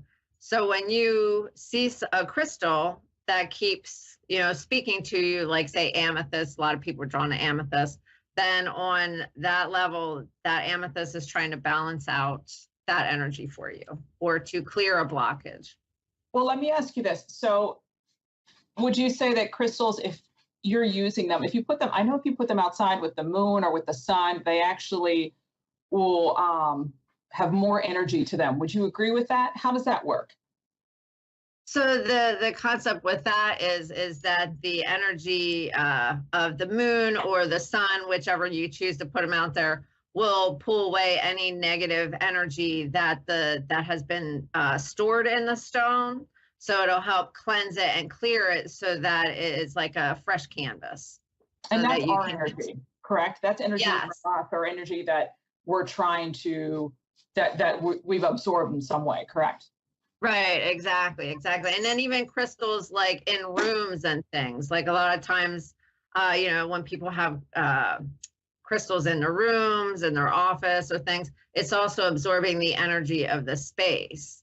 So that's a lot of times when you will put them out, sunlight, moonlight, a lot of times, you know, you can sage them. So it just kind of depends on your preference on cleansing and clearing. But yeah, it does. I do agree that it would help. It helps clear them for future use. And then some people will believe that when a stone has absorbed too much negative energy, it will break. And it's happened. I've seen it happen. Yeah, it'll break or you'll lose it or whatever. Like that stone's done. Like, and then you have to accept it. So what would you say, because you're talking about negative energy and things like that. So what stones do you think are good for protection, or what stones should I keep in my pocket when I'm throughout the day? Do you recommend? Well, there's always, there's like the 7 essentials, but I'll go into that in a little bit. But the best like crystals for protection, a lot of times would be, say your black stones, ones that have a lot of grounding and boundary protection in them. Black tourmaline is one that's a great one for boundaries and protection. Obsidian. And do you have any there with you? Do you have one with you? I do, but I don't actually have any of those. All right. Keep going. I have other ones with me, but not actually. I'm like, am I wearing any? No, I'm not. I'm wearing them, but not those particular it's all right. ones. You're prepared. It's okay. Go ahead. That's okay. But and then like a lot of times when you ask like, what would you carry in your pocket? A lot of times I will often think, where are you going? What are you going to do that you might gear you towards particular stones? Let's say I was going on a first date. What should I take with me? Oh, okay. So you would want a stone for, well, protection. So you would do like, say, hematite or black tourmaline. Those are good ones. You would also want one, so say carnelian. Carnelian is good for like motivation, courage, but it also has like some sexual energy to it. So you might want to see how play up on that. You would want something for communication. So because you want to make sure, you can communicate. So a lot of times like blue stones are really good for communication, like turquoise, aquamarine, blue chalcedony. Those are great ones to kind of help keep you, the communication lines open.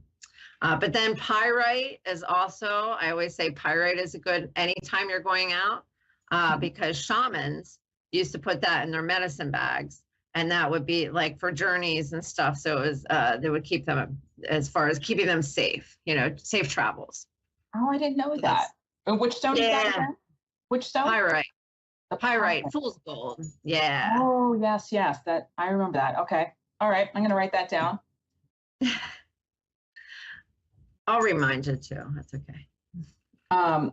So that would be on a date. So let's just say, just day to day, like if I want to have a clean home, I know we sage and, we pray to our guides. I know before I started any of the shows, I always, do a cleansing of my area and everything that might be here. So what kind of stones would I want to put around, or crystals would I want to put around my home? Like I know we put them at the windows, you put them at the doors. Right. So good ones to have again are obsidian.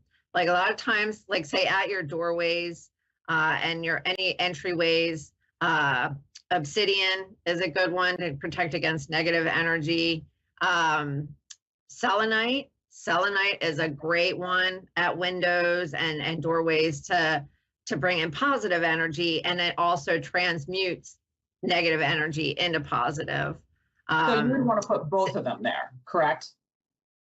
You could. So actually at my doorway at the store, I have above the door, I have a piece of selenite, but then down at the on the floor at the entryway is a piece of obsidian. So I've kind of got people coming and going. So but so you could, I mean, it's gonna give you that extra protection. They'll work together. And then another good one is citrine. So I always tell people like citrine is great for like at your windows. So I consider citrine like sunshine in a stone. So it's got a lot of positive, creative energy. So when you put it at your windows, you're inviting that creative energy in. It's positive. It's also a great stone for abundance. So if you want to, you know, depending on what your abundance. So if you want to win the lottery. Yeah. Yes, and if you want to put it in the farthest left corner of your house.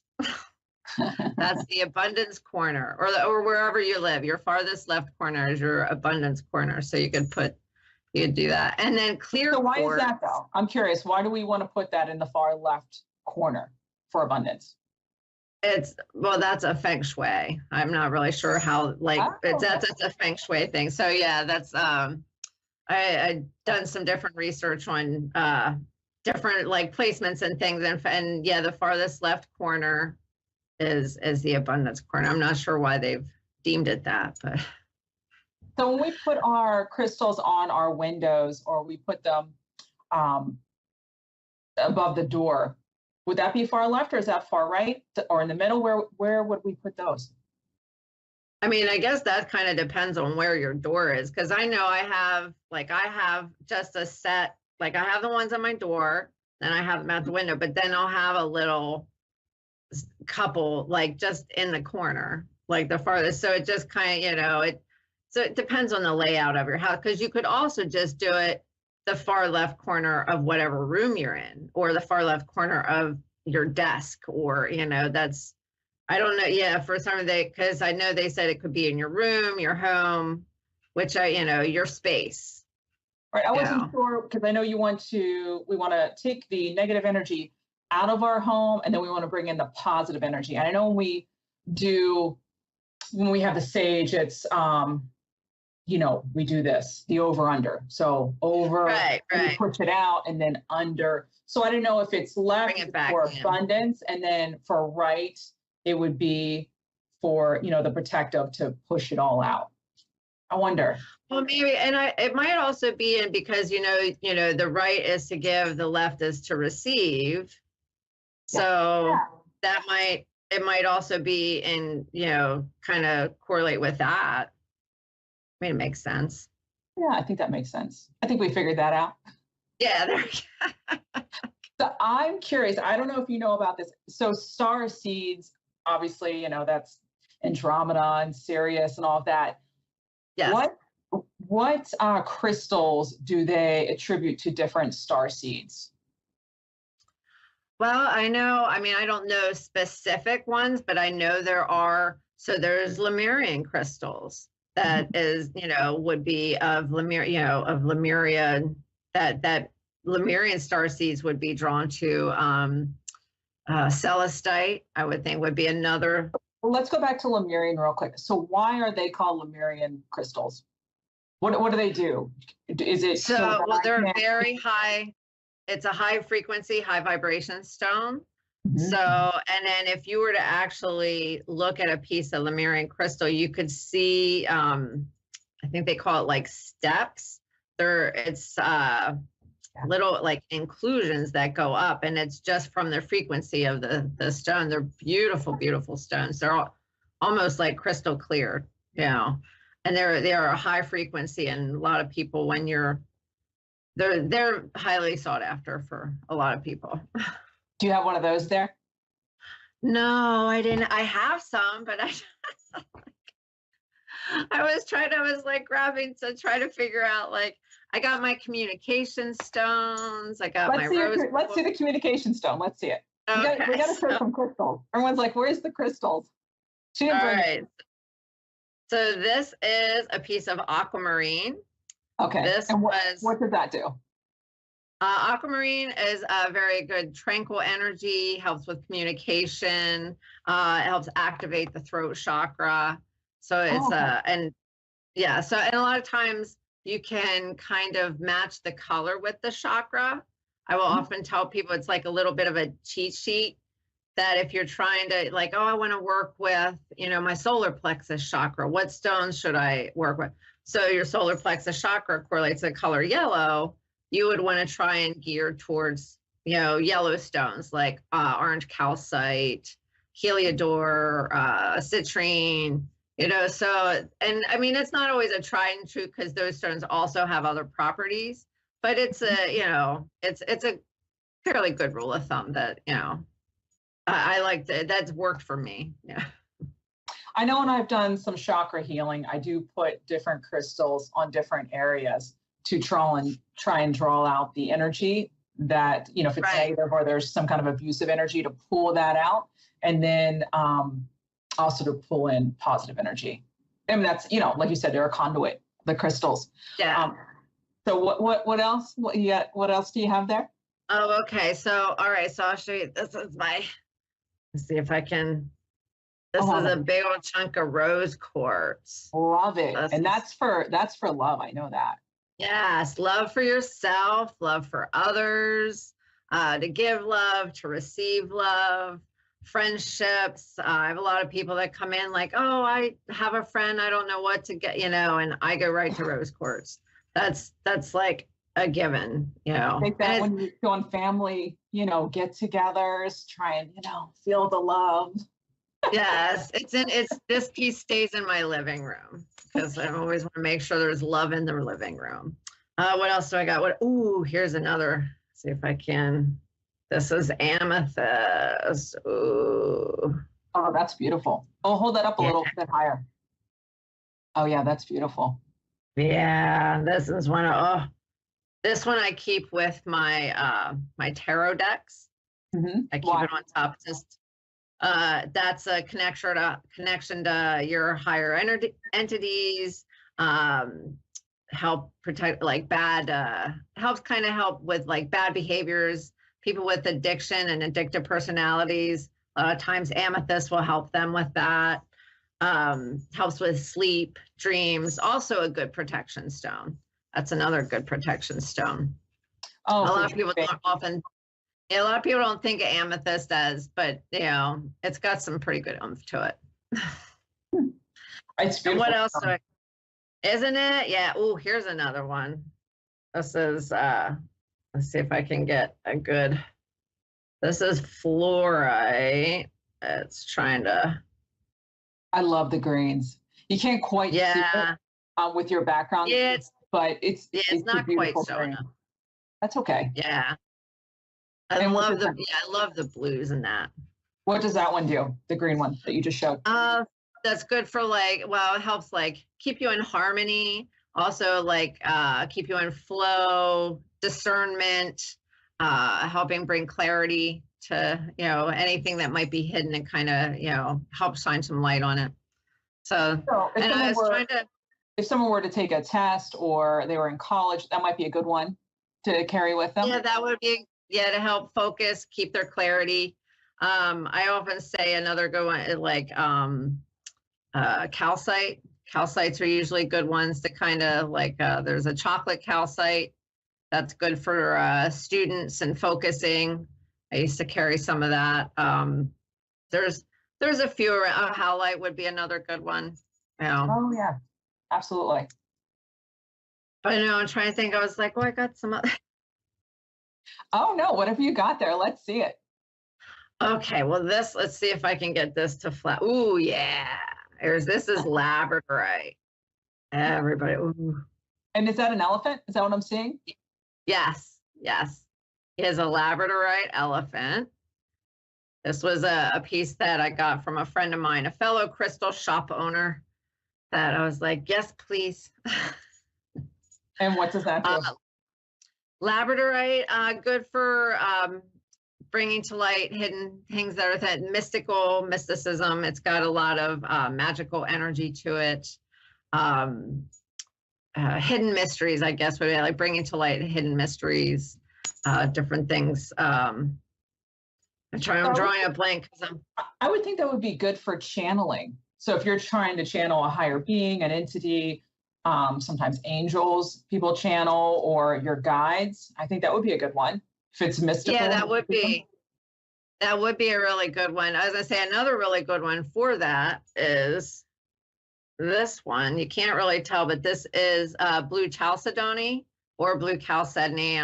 Some people say it one way, but this is a great stone for channelers to channel, to connect with your guides, It's really good with communication. Mm-hmm. So it does open those pathways. So if I were to use that for channeling, because I do channel, would I want to put that outside on a full moon or a new moon? Not a new moon, obviously. There's no moon, but a full moon. Would I want to put that out there? When would I want to put it outside? In the evening or before? Well, you mean before you use it? Oh, before it. Well, you can put things out on a new moon because you're getting new energy. So, if you're thinking you want to start a new project, new moons would be great for that. It would depend on where you would, because usually full moons are once a month. So if it falls, outside of that time frame, you would probably maybe just want to smudge it, or kind of, sometimes what I'll also do is you take it and just speak your intention into it and just bless it and what you're looking, and then use it from that, from that point. It would, Let me stop you for 1 second. For those that don't know what smudging is, do you want to explain what smudging is? Oh, okay. Yes, I'm sorry.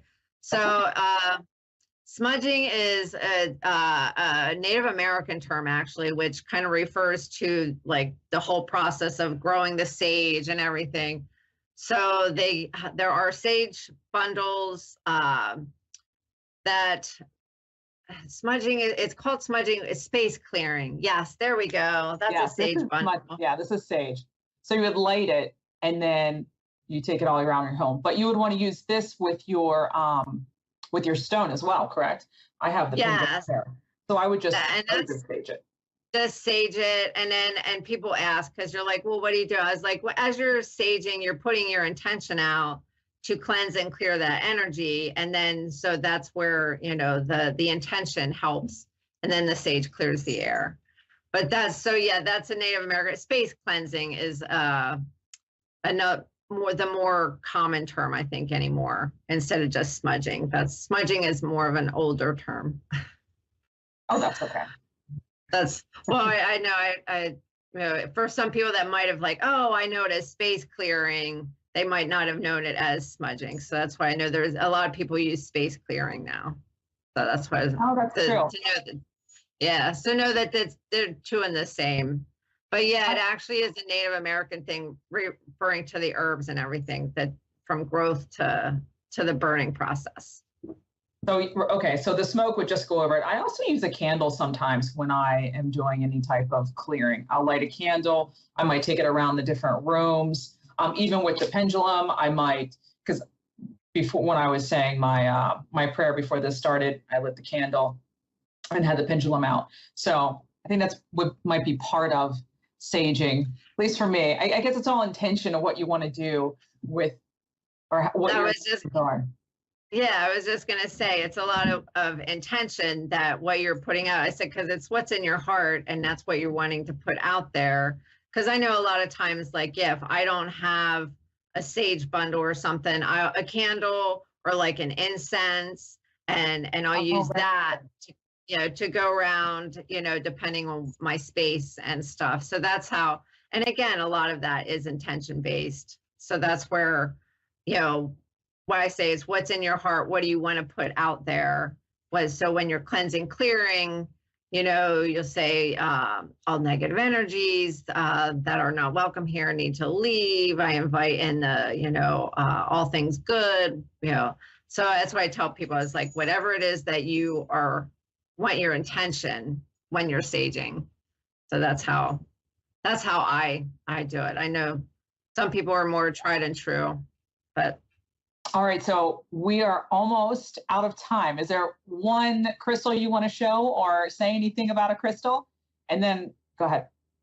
I was like, I don't know. I have all these different. Well, here's one I didn't. It goes so fast.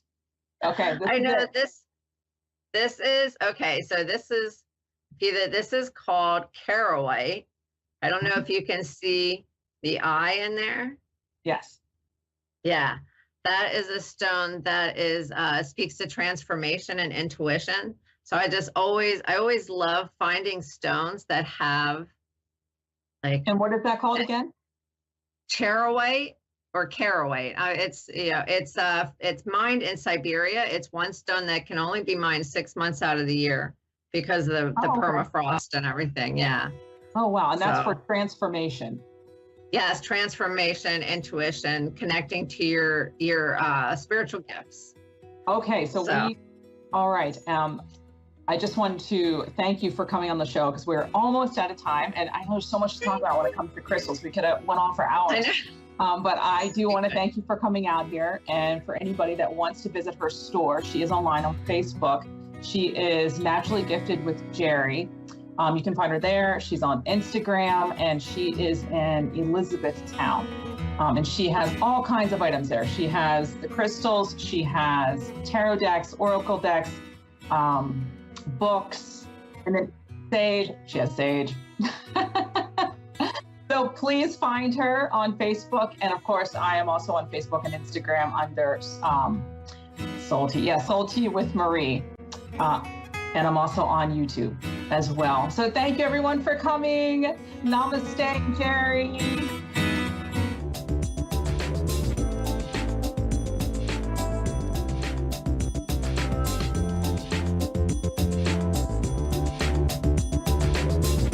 A1R Psychic Radio is pleased to announce that John Capello has joined us. John Capello and the Psychic Side, live from johncapello.com. Hi, I'm psychic medium John Capello, and I want to invite you to go to my website at johncapello.com and learn more about my work.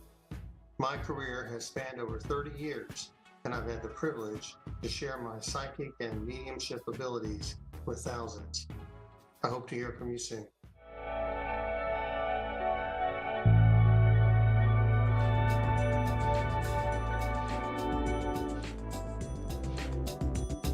You're listening to A1R Psychic Radio, Earth's #1 psychic radio network, and watching Moonstruck TV, enlightening television. Welcome. Time for Understanding Spirit with Mary Shapano. Live from MaryVCircles.com. Connect direct. In North America, dial 888-454-2751. In London, 20-3519-2158. In Sydney, dial 02-8488-3147. Or online, contact us through our Facebook page, facebook.com/psychic radio. Or one of our websites, askoneradio.com or moonstruck.tv. This is Understanding Spirit on A1R, the Ask One Radio Network. Hello, everyone, and welcome to Understanding Spirit. Today, we are going to discuss archangels, and also I'll give you some tips on how to use them for improving your clairvoyance. We're going to specifically work with Archangel Michael today.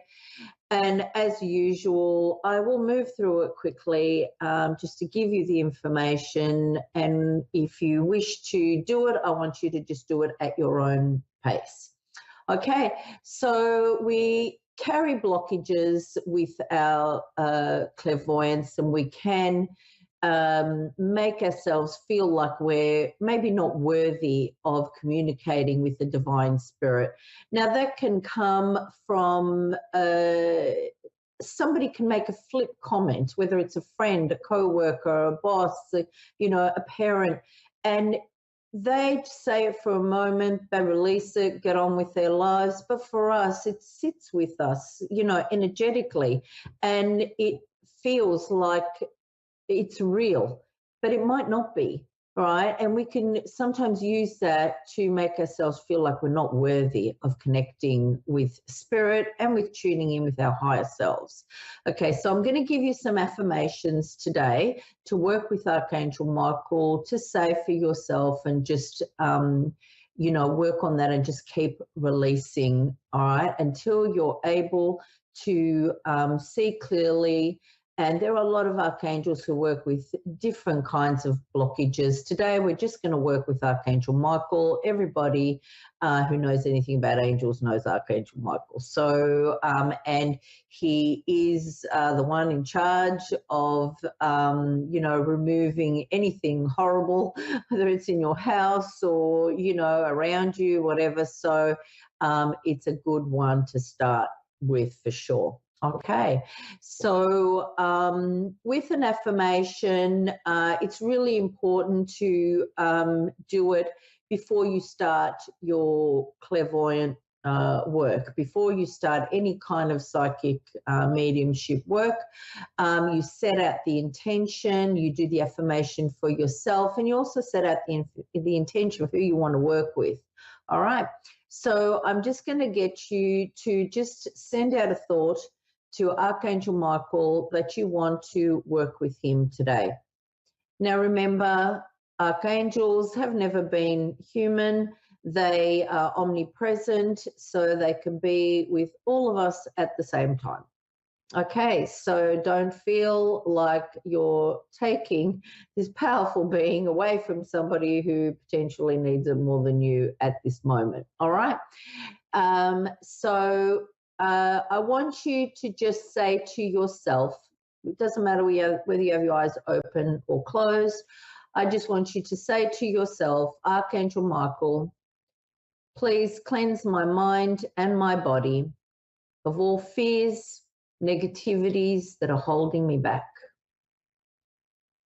And I want you to just breathe in now all light, positivity, and just release with your breath any fears, any negativity, anything that you can think of that is holding you back. You do this 3 times, so breathe in light and positivity, and just release all fears and negativity. Again, breathe in light and positivity, and breathe out any fears regarding your mediumship work and anything that's holding you back, any negative thoughts. Just release them out into the universe. Don't worry about what happens to them. Spirit will transmute them and do whatever they see is fit for that energy, okay? Now I want you again to say to yourself now, I am willing to surrender all fears and uncertainties surrounding seeing my guide, seeing archangels, communicating with archangels, communicating with spirit. And I want you again to breathe in light and positivity. And as you breathe out, release all the fears, all the negativity that you're hanging on to, your lack of self-worth regarding this stuff. Again, breathe in light and positivity, releasing all fears and negativity, just pushing it out and just removing it energetically from within you. With archangels, they always want to be thanked, they always want to be invited in, and they always want to be thanked. And we say thank you, thank you, thank you 3 times, all right, with archangels. There is a misconception that our angels will just come willy-nilly and help you. That's not the case. You need to invite an archangel to come and assist you, and you need to tell them what you want assistance with specifically. I've lost my car keys. Can you help me find a new home? Can you guide me towards, the right employment? Whatever you're wishing to ask assistance for. They don't have authority to just interfere without your permission. Your main guide, however, who we communicated with in the first show, can intervene in your life and guide you, all right, if you're making a mistake or whatever. My guide is always giving me information, always, never stops, right? But an archangel will never come unless I invite them, all right? My guide will give me everything from if I'm going to drop something and break it, she'll say to me, don't do that, you're going to break it, right? I like to think that I listen to my guide all the time, but sometimes I'm like, thanks for the warning, I won't break it. Sure enough, I break it. So it's always continuous, little things like that. Once you communicate, you know, with your guide, you will constantly get little bits of information where they're constantly trying to help you, right?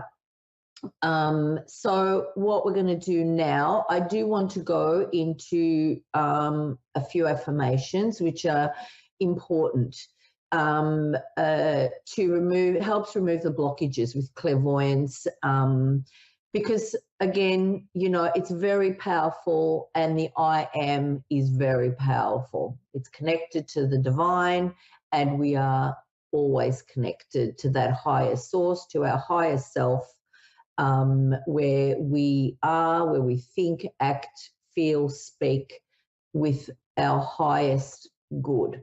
And that's where we always want to be connecting with.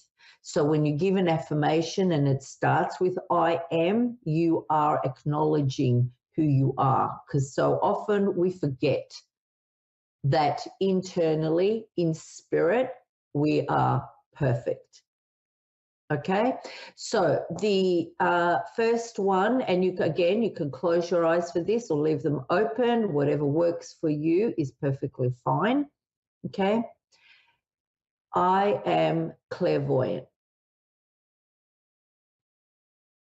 I am highly intuitive.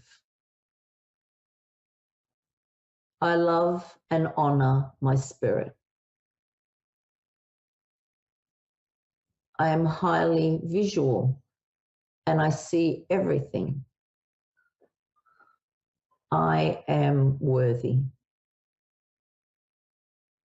Repeat those all the time before you do your work. Believe in yourself, believe in what you're saying, and know that spirit will help you if you constantly put out the intention of what you want to do at that moment. Okay, so I'm going to give you, as usual, a very quick little meditation to connect with Archangel Michael, and we will go through it faster, so just slow it down at your own time. It's just very basic. So I want you to put a thought out to Archangel Michael that you want to communicate with him through this meditation. Okay, and just close your eyes, and I want you to just breathe into the count of 4, hold to the count of 4, and breathe out to the count of 4. Breathe into the count of 4, hold to the count of 4, breathe out to the count of 4. Hold into the count of 4, hold to the count of 4, and breathe out to the count of 4. Last one, breathe into the count of 4, hold to the count of 4, and breathe out to a count of 4. Now I want you to just focus on Archangel Michael, start to visualize what you know of him, and I want you to just rest a question in your mind and send it out to him.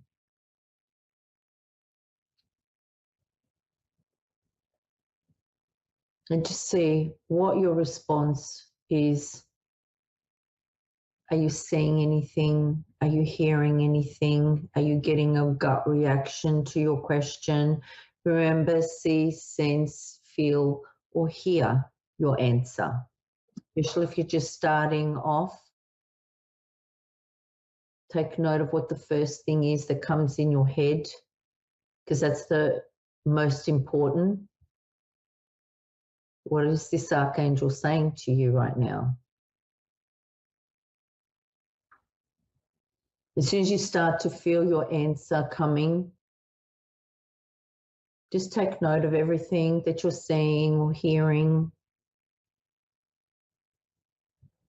Ask as many questions as you want at that particular time. You're not restricted in any way.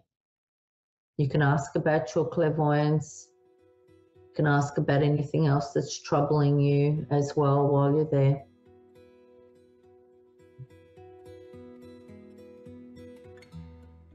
You just start to slowly bring yourself back when you're ready. Okay? And always remember to write everything down straight away. We always think we're going to remember. We don't. That's the basic truth, right? We will miss things. So always have a notebook next to you. Write everything down. You can do this as often as you want and just enjoy your experience with this archangel. Of course, you can always call out to him if you're ever scared in any moment. So have a good week, everybody. Remember, smile, be nice to everybody. Always think, act, and feel with your higher self. You will have a great day, and you will give everybody else a great experience with you. All right, goodbye, and take care. I'll see you next week. Bye.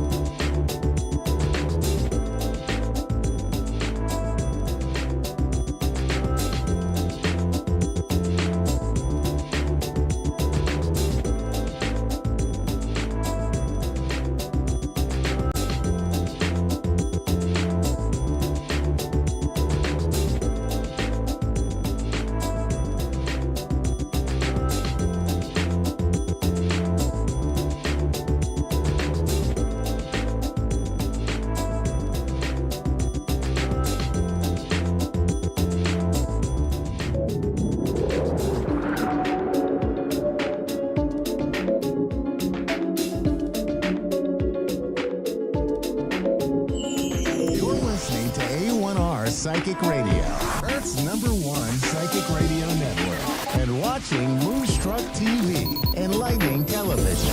Welcome. Time for Sacred Insights with Andrea Baker. Live from mindbodynourish.etsy.com. Connect direct. In North America, dial 888-454-2751. In London, 20-3519-2158. In Sydney, dial 02-8488-3147. Or online, contact us through our Facebook page, facebook.com/psychic radio. Or one of our websites, askoneradio.com or moonstruck.tv. This is Sacred Insight on A1R, the Ask One Radio Network. Hi everyone, how are you doing? I hope you're doing really awesome. Welcome to Sacred Insights. I'm your host, Andrea Bacon. I channel angels, spirit guides, and your loved ones on the other side, bringing through messages of hope and healing. So we just had a full moon in Sagittarius this past weekend. Some of you may have found emotions welling up to the surface that you thought you'd healed, that were done. And these moons have a way of bringing up more layers to be healed, like layers of an onion. So I know that being that a lot of you are on the spiritual journey, working towards moving past old energy in your life and creating joy and more love and happiness and abundance. A good thing to do, something that I like to recommend, is to pay attention to how you feel emotionally, like a few days before the moon. The full moon especially, but you can also do that with the new moon as well. The full moon is good for releasing, and the new moon is helpful for setting intentions. But it can show you, when you pay attention to how you're feeling, your emotions, the things that are coming up for you, it can really help you to see what still needs to be worked on. When you have that awareness, it can take away some negative emotions, so that you're not cycling in a low feeling energy. Which is good because that helps self-sabotage. So if there's something that you're working on and trying, to do, and you have found that you're self-sabotaging, that's a good way to help prevent it, because then you can recognize it kind of when it comes up and have that awareness, and then allow it to just unfold. So the universe is always kind of giving us these infinite possibilities, and it's always working together for our good and supporting us. But sometimes we need to work on things first. And now we're going to take a caller. We have Lamira in Pennsylvania. How are you? Hi, I'm fine. Yourself? I'm sorry, what? I said I'm fine. Okay, great. I can hear you better now. So how can I help you today? I would love a reading about love, because right now it seems like I'm not doing good in that department. Sure. Let me grab a deck. Okay. And you say, how do you say your name, Lamira? Yes, Lamira. Okay. Let me see for Lamira and love. What does she need to know? What is coming in right now? Okay, so there's some heart chakra healing. The heart chakra card came out. So you might be having, patterns or things happening in relationships, because there could be a blockage to the giving and receiving. Feeling vulnerability, feeling open, and just like I talk about a lot, kind of healing wounds from the past that may have kind of blocked off the heart chakra. And I think a lot of it has to, like I'm picking up, a lot of it has to do with self-love. And, just we can be conditioned by well-meaning people in our environment when we're growing up, but sometimes we can be conditioned to think that self-love is selfish or overrated, or whatever the case may be. But really, you do have a lot of energy that is coming up in this reading that's fertile, just like bringing in new things. You have this energy where you are able to bring in what it is that you want, creating, manifesting and setting intentions. And so you have a lot of cards that are in the major arcana, and that's a really powerful energy. And you are like really intuitive is what is coming through. Okay. So I feel like changing your focus from feeling like, things don't work out in that department is important, as well as what's going to be important for you is meditating and working on your energy centers to connect more with your intuition, because you have a lot of intuitive abilities. Let's see. You may have felt, a lot, like it's coming up in this reading that in the past there was this hopeless feeling, and that you had to walk away from so many different. So you have walked away from a lot. You've had to walk away from things that made you feel sad, hopeless, and you have this like epiphany here, okay? You've had this transformation and this understanding that something has to change. I actually do see a lot of movement happening. This could be a physical move for you, but whether it's physical or just like a proverbial energetic move transformation, this is bringing in balance. So you do have things that are going to be balancing out in this department for you. I'm just going to grab another deck and see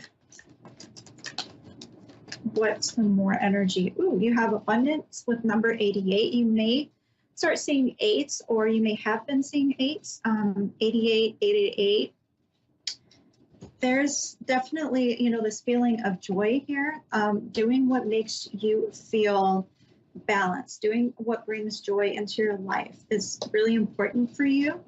This is really going to help you with this focus, but underneath that, you have spiritual partnership. So with you being intuitive, and I feel like there's a strong spiritual quality for you, you're going to have like a match. You're absolutely going to have a really good partnership coming in at some point for you.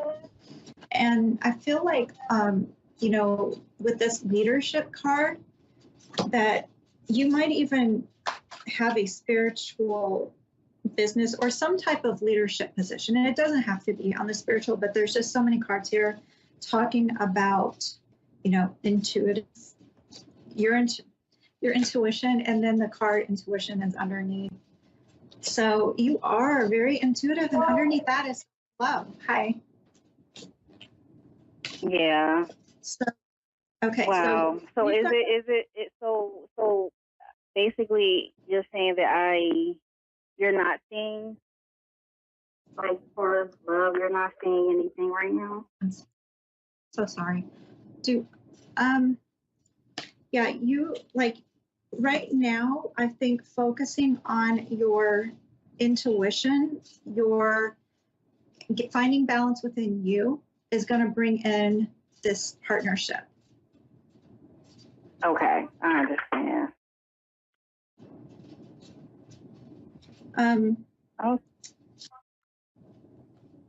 You have, well, there's thank you so much. Creativity and new beginnings as well for you. And you might meet somebody doing something creative, doing something that you're interested in. Okay. Because there's also something from the past, though, that has to do with forgiveness, forgiving somebody from the past. So, like, there might be something that you're holding on to from the past, and that's going to help you heal that heart that we were talking about, that heart chakra healing. Yeah. And then this is going to, like, complete this pattern for you. And it doesn't mean like it won't ever come up as far as feeling, sad about something from the past, but it'll be there for you to be able to recognize and process so that you don't, start another pattern again with it. And then, like I said, that will complete that and bring you into this feeling of feeling a lot better. And this is going to bring in a lot of joy and happiness for you. But there's a lot of cards about a spiritual journey that I don't know if you've already started or not, but I definitely feel the spiritual journey for you as well. Oh, wow. Okay. That sounds good.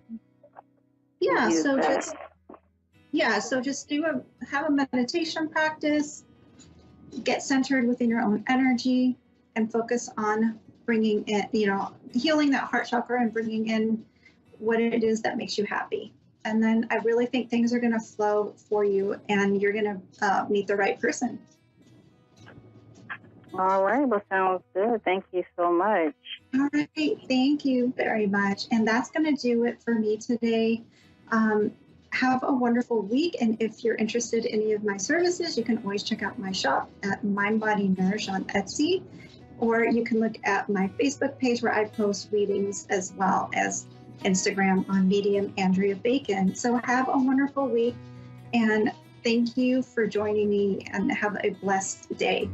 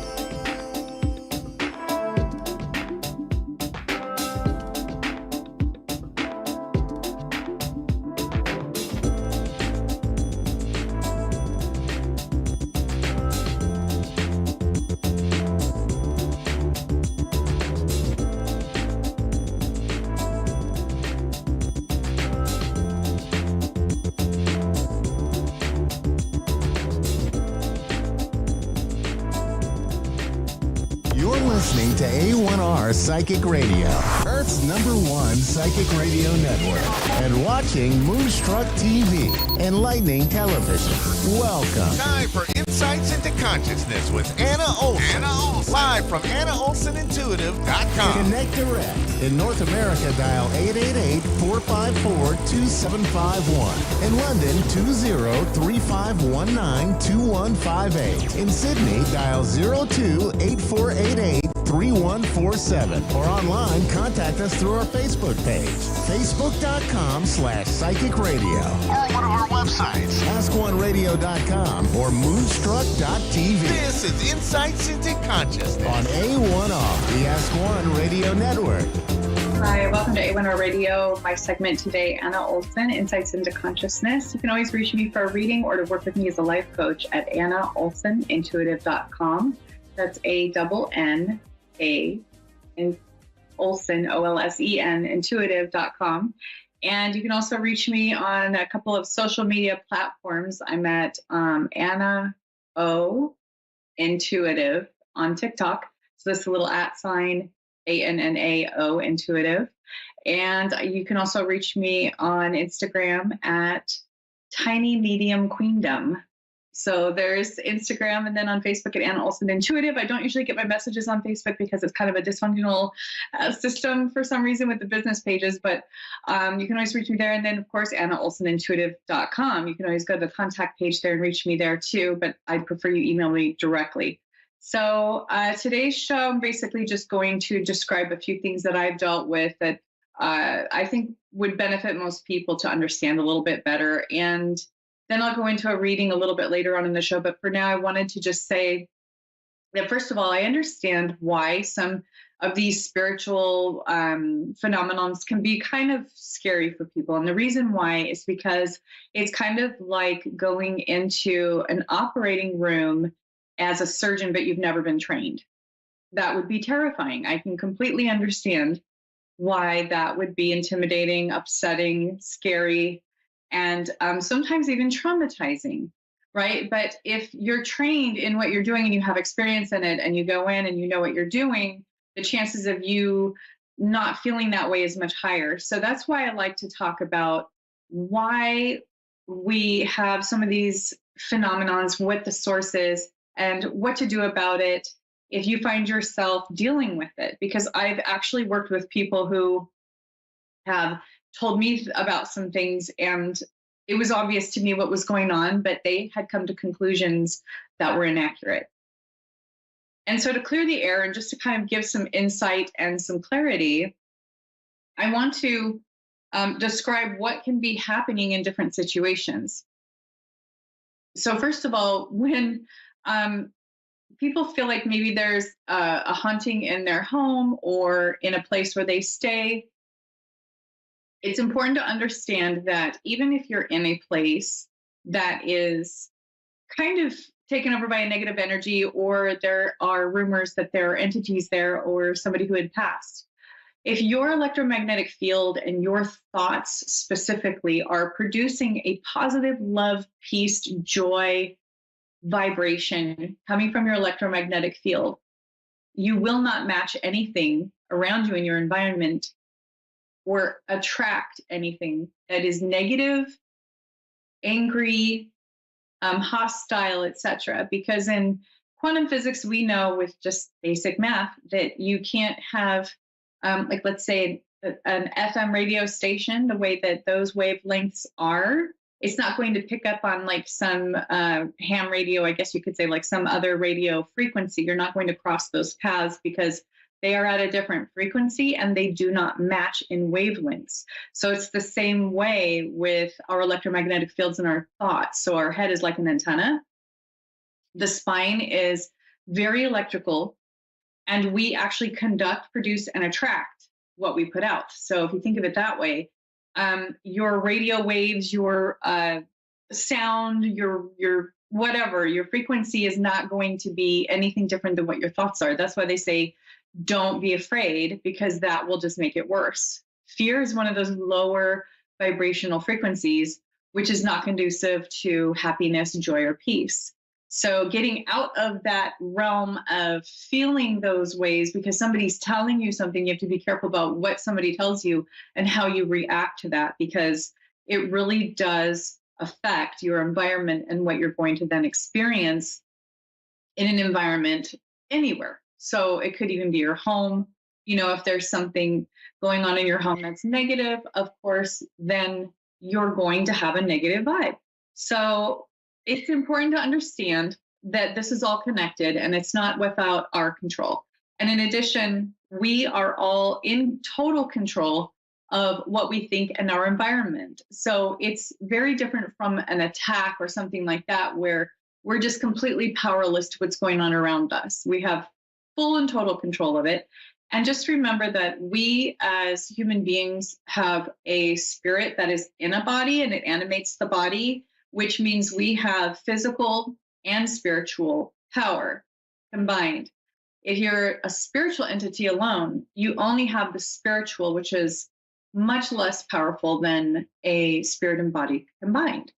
So the more that they can have, negative entities can have power over a human being, the less we're doing our job, the less we are exercising our power. So it's just important to know that, and to know that we can eliminate whatever that is at any time. Of course, if someone feels as though there is something so negative or there's a negative energy somewhere that may be absorbed in the material items in that place, because that also happens. There needs to be clearings. There needs to be somebody who knows what they're doing, who can come in and figure out what in the world is going on. So sometimes it's just a dresser that somebody bought at an estate sale that has a lot of negative energy surrounding it, or something attached to it, because scientifically we know that the molecules in furniture or a house, wood, metal, whatever, can absorb negative energy, positive energy, and we can really reprogram that. So it's important to know these things. That also sometimes when you're having a nightmare and you're half asleep, you think you're being attacked or something like that, there are sleep paralysis or other things that go on while sleeping, or neurologically that can happen, even seizures sometimes, that can be easily explained through a medical issue. And in addition, there are many times where I have come into a space and dealt with somebody thinking that they're having a haunting, and it's actually, and this shouldn't scare you, it's very normal, natural. It's actually they themselves and their consciousness while they're sleeping, exploring and wandering the house. So we do that while we sleep. All of us humans have the potential to do that, or the capability of doing that. So we don't always stay in our body, especially when you are asleep for so many hours at night and your body is completely motionless and paralyzed. So then the spirit gets busy and kind of does other things and may explore or whatever. We don't always remember it. But sometimes a dream is literally us remembering exploring at night. So we kind of left our body. There's always a cord that is attaching us to our body. So it's nothing unnatural or scary. It's very common, especially when we're in deep REM sleep, rapid eye movement sleep. That's a time when our brain is detoxing, cleansing the brain with our spinal fluid. And we're really just kind of like in a very unconscious state, so to speak, compared to when we're fully awake. So what does our spirit do? It kind of travels, it explores, it might go visit loved ones that have passed, it might go to places and learn, it may explore the world, it may go check up on loved ones. There are so many things that can happen. So sometimes when you see a person who's still living on your bedside and you think, oh, that was a weird dream, actually it wasn't a dream. They were there, they were exploring, and they were nearly asleep at the time. So sometimes that will happen too. That's another phenomenon. So these things have a really easy explanation. They're just not things that we as people deal with regularly throughout our day. And they're not always something that we are feeling comfortable talking about, because there's so much stigma attached to these things and people have such different beliefs attached to them. Sometimes if somebody religiously believes that these things are bad or not okay, which is their right and their choice, then they don't want to hear about it or talk about it. They believe that it's too negative for them, and that's their experience. So we need to respect that and respect their boundaries. that if they believe that this is something bad or negative or scary and they don't want to delve into it right now, that means they are not ready spiritually or psychologically or in some way not ready and should never be forced. That's why as a reader and as a diviner, I definitely wait for someone to come to me for whatever services I may offer them. I don't ever force this on anybody. I don't ever, force my way into their belief system or anything like that, because everybody is at a different readiness stage. So this isn't something to force. And that's something to also remember, that when somebody else is still learning and growing and figuring these things out on their own, they need to be left to their own belief system and not, it shouldn't ever be forced. So that said, we can also use some tools, scientific tools, even on our cell phone, that can kind of prove these things to us. For example, there are apps that you can get, and they're actually called snoring apps for if someone snores, and you can have it recording all night while you sleep. And you'll start to realize that as you're sleeping, when you're, like, let's say your breathing slows, or you have some noise that happens in your environment, that there are correlations to your vital signs, breathing patterns, etc., even oxygen levels, and what your spirit is or what you might be doing. So I have a caller, Casey, in England on the line. I'd like to do a reading now. Hi, Casey. Hi. How are you? Good. How are you? I'm doing great. Thanks for calling in today. What would you like to focus on today for your reading? I didn't hear you properly. Can you repeat that, please? Yeah, what would you like to focus on for your reading today? On the... I don't understand. What would you like to focus on for your reading today? Do you have a question for Spirit that I can ask? Yes, is my uncle all right? Can you repeat that slowly, please? My uncle left in Spirit World. I'm sorry, I can't Can you hear me? My uncle that is in Spirit World. Okay, it's hard for me to understand you. It's probably because you're crossing the lines through the countries. So if you could just speak slowly, that would be really helpful. Hello? Yes, can you hear me? Yeah, I can hear you clearly. Okay. I'm sorry, I couldn't really hear what you said. Can you speak more slowly? My uncle in Spirit World. Your uncle? Yeah. Okay. I'm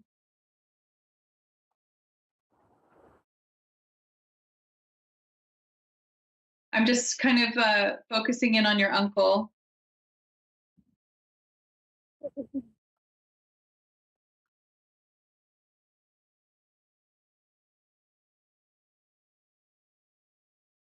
Basically, the first thing that I'm getting is I actually pulled a card, and I'm wondering if your uncle was either married or really close to a loved one who's now on the other side. Yeah. So did he pass and meet his wife maybe on the other side? No, I think it's a husband because he was, gay. Okay. Because the thing that I'm hearing or feeling and receiving from Uncle is that basically he's been, I feel like it's been like guardian angels. I'm seeing a lot of guardian angels around him and his loved one, his wife or his loved one, his significant other, and that he has left something for the family, like either knowledge or maybe some inheritance or something like that. Yeah. Okay. And the first thing that he's saying now is, and I'm getting goosebumps, so that means that he's pretty close. But the thing that he's saying is that he was very close to you. Now, did he not have his own kids? Oh, what? Okay, because I just feel like he loves children. He just absolutely loves children, and he saw you as like his own child. Does that make sense? Yeah. Yeah. And he's saying that there's no nothing that can happen that can ever break that bond. So he's saying that those relationships we have with people are eternal. Yeah. And that he, you know, another thing he's saying is he's sorry he left. Sorry he left. He's sorry that he left. He's sorry that he passed. He is saying that he knows that it's hard. Sometimes people who lose somebody can feel upset or even angry at times, and that's normal. Yeah.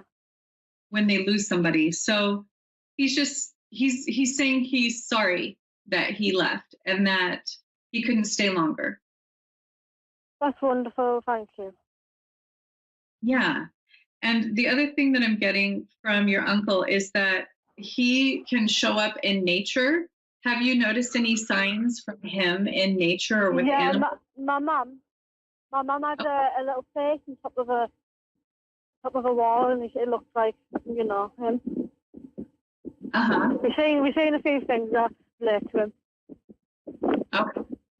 Yeah, because he's saying that he's going to continue to communicate with his loved ones through nature, animals, particularly like birds. I'm feeling very strongly that it would be maybe big birds or hawks or maybe birds of prey or something like that.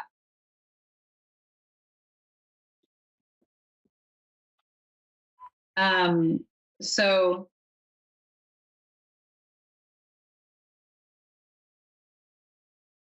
it's interesting because he's also telling me that there is somebody in the immediate environment who's a man who's been problematic in the past. Well, I didn't understand you properly. Can you say that again? Yeah. He's saying that there's a man who has been rather problematic to the family in the past. Yeah. And he's saying that he's going to make sure that he protects you from where he is from this person. Okay, thank you. You're welcome. And he wants you to know that, I wish I could express the amount that spirit can, or these people who have, I wish I could tell you all at once how they can affect you and still be there for you and really influence your life for good. It's hard to explain it to somebody because they work very closely with your spirit guides and they know exactly what's going on with you. And I would even, if I were you, ask your uncle for signs that he's with you when you're feeling lonely or you feel like you need him. Yeah. And I think you would be surprised at how close they are and how influential that they can be in our lives, even on the other side. Yeah.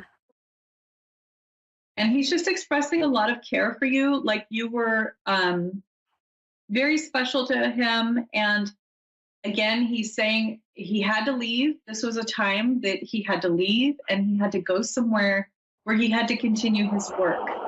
And he wants you to know that he's in a very beautiful place. Yeah. And that it's beautiful. It's like the most beautiful castle type building that you could imagine. And that he keeps building onto it. And you guys will all be able to see it someday when you guys are all reunited. Oh, that's wonderful. Yeah, so he's showing me that. He wants you to know that in the spirit world, he has a great space that he gets to build on and develop, basically, and create. And I'm wondering, is there something about castles that seems significant to you with your uncle? Castle. Castles? Yeah, actually, there was a picture of it. Okay, with a castle? Yeah, I think it was. He was in the background. Okay. He's letting you know that he is here, that he's talking to me, and that I'm interpreting for him so that he can communicate with you. Yeah. And he's saying you guys need to go on vacations and go visit places like the castles or other wonderful places to travel and have fun. He wants to see all of you have fun, and he'll show himself to you as you travel. You'll see that birds will do funny things that are unusual, and that'll be him communicating with you. Yeah. And he just wants to see you guys have fun and be happy. He doesn't want anybody to, not do the things they want to do because they're upset about him. He wants you guys to celebrate your lives and to make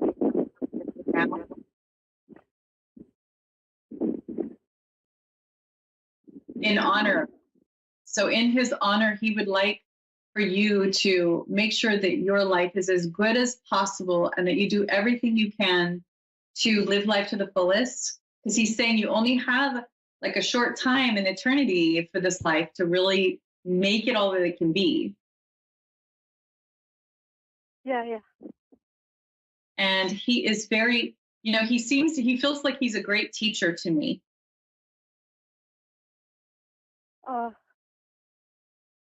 And he is, he's basically teaching me things too. So as he's telling you these things, I'm also learning. And, he's just kind of saying, keep your chin up, make sure that you do your best, throughout. Are you going to school or are you planning on going to school?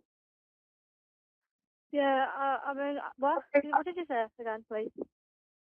Are you planning on going to college or are you in school? Yeah, I'm in school. I'm in Tanya. Okay, because he's letting you know that it's important that you focus on your studies right now and that you just do the best you can so that you can feel confident. Because he really wants you to feel confident about yourself and just focus on that right now, that he wants you to just enjoy life as much as possible. Yeah, I understand, yeah. Okay, so I feel like he's closing out the reading now and he's kind of going back to where he was, but I thank you very much for calling in. Oh, thank you. Yeah, it was nice to read for you today. Thank you. Thank you for that. Okay, I believe I had another caller. I think it was Darcy from Mojave in California. Yes. Hi, Darcy. How are you? I'm doing well, thank you. How are you? I'm doing great. What would you like to focus on today? Or do you have a specific question for Spirit? I was, anything would be good if there's any messages out, for me to watch out for or focus on. Sure. I just have a few minutes before the end of my show, but I will pull some cards real quick and tell you exactly what I get. Let's see. The first thing that Spirit is focused on is a move. Is there any sort of move that you're planning on or considering? Yes. Okay, because Spirit is saying you would have to do it pretty quickly and you'd have to push through pretty quickly for that to work out well in your situation. Okay. And that you could enlist the help of professionals to help you with all the details and to not try to do it all on your own. Okay. And let's see. I'm also getting that I just keep feeling like act quick. Do this quickly. Don't procrastinate is basically what Spirit is saying. Like there's a plan you have that you you want to initiate, and Spirit is saying you have to kind of act on it very quickly. If not, you'll have to wait a while before trying it again. Okay. And let's see. I keep getting a male energy in your reading. Are you married? Are you with a significant other right now? Yeah. Because I get that he is he nearing like a new job, or is he retiring or something? He recently switched companies, and he has a really big opportunity with this company.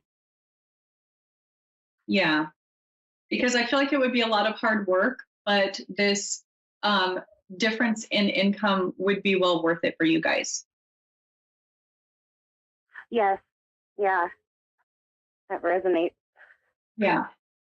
And that's a good move. And I also feel like Spirit is saying you would greatly benefit from doing more things that are just really fun for you, with maybe girlfriends, or, just things that you really enjoy, and to kind of take the pressure off of you, because I feel like there's too much pressure on you right now.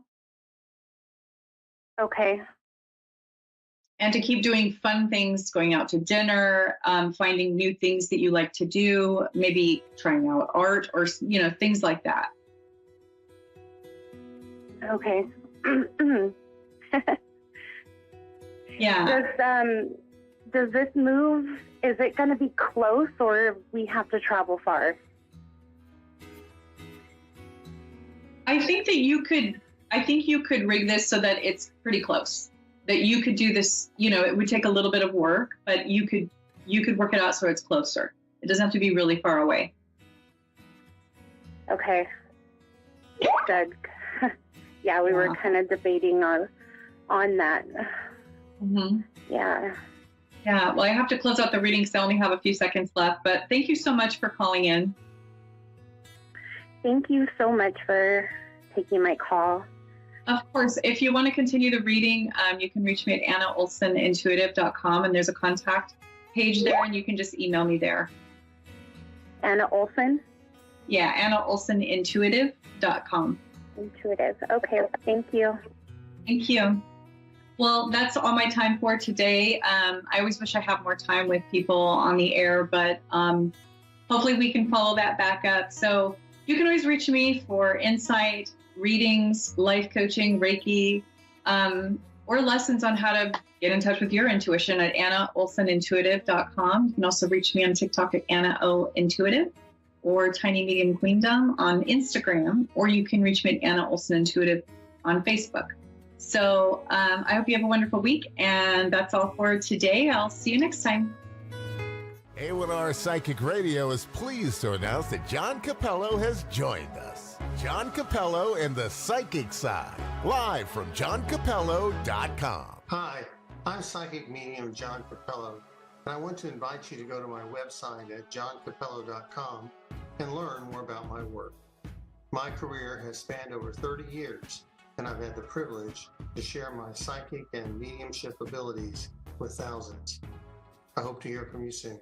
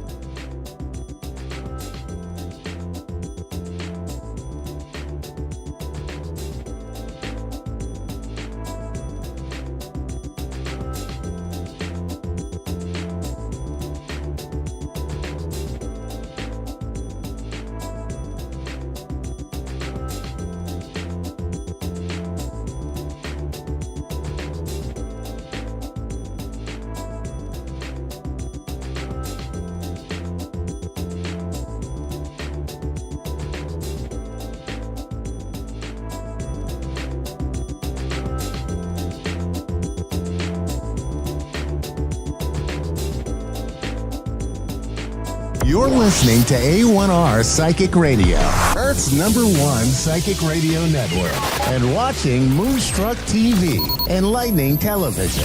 Welcome. Time for the Psychic Side with John Capello. John Capello. Live from johncapello.com. Connect direct. In North America, dial 888-454-2751. In London, 20-3519-2158. In Sydney, dial 02-8488-3147. Or online, contact us through our Facebook page, facebook.com/psychic radio. Or one of our websites, askoneradio.com or moonstruck.tv. This is the Psychic Side on A1R, the Ask One Radio Network.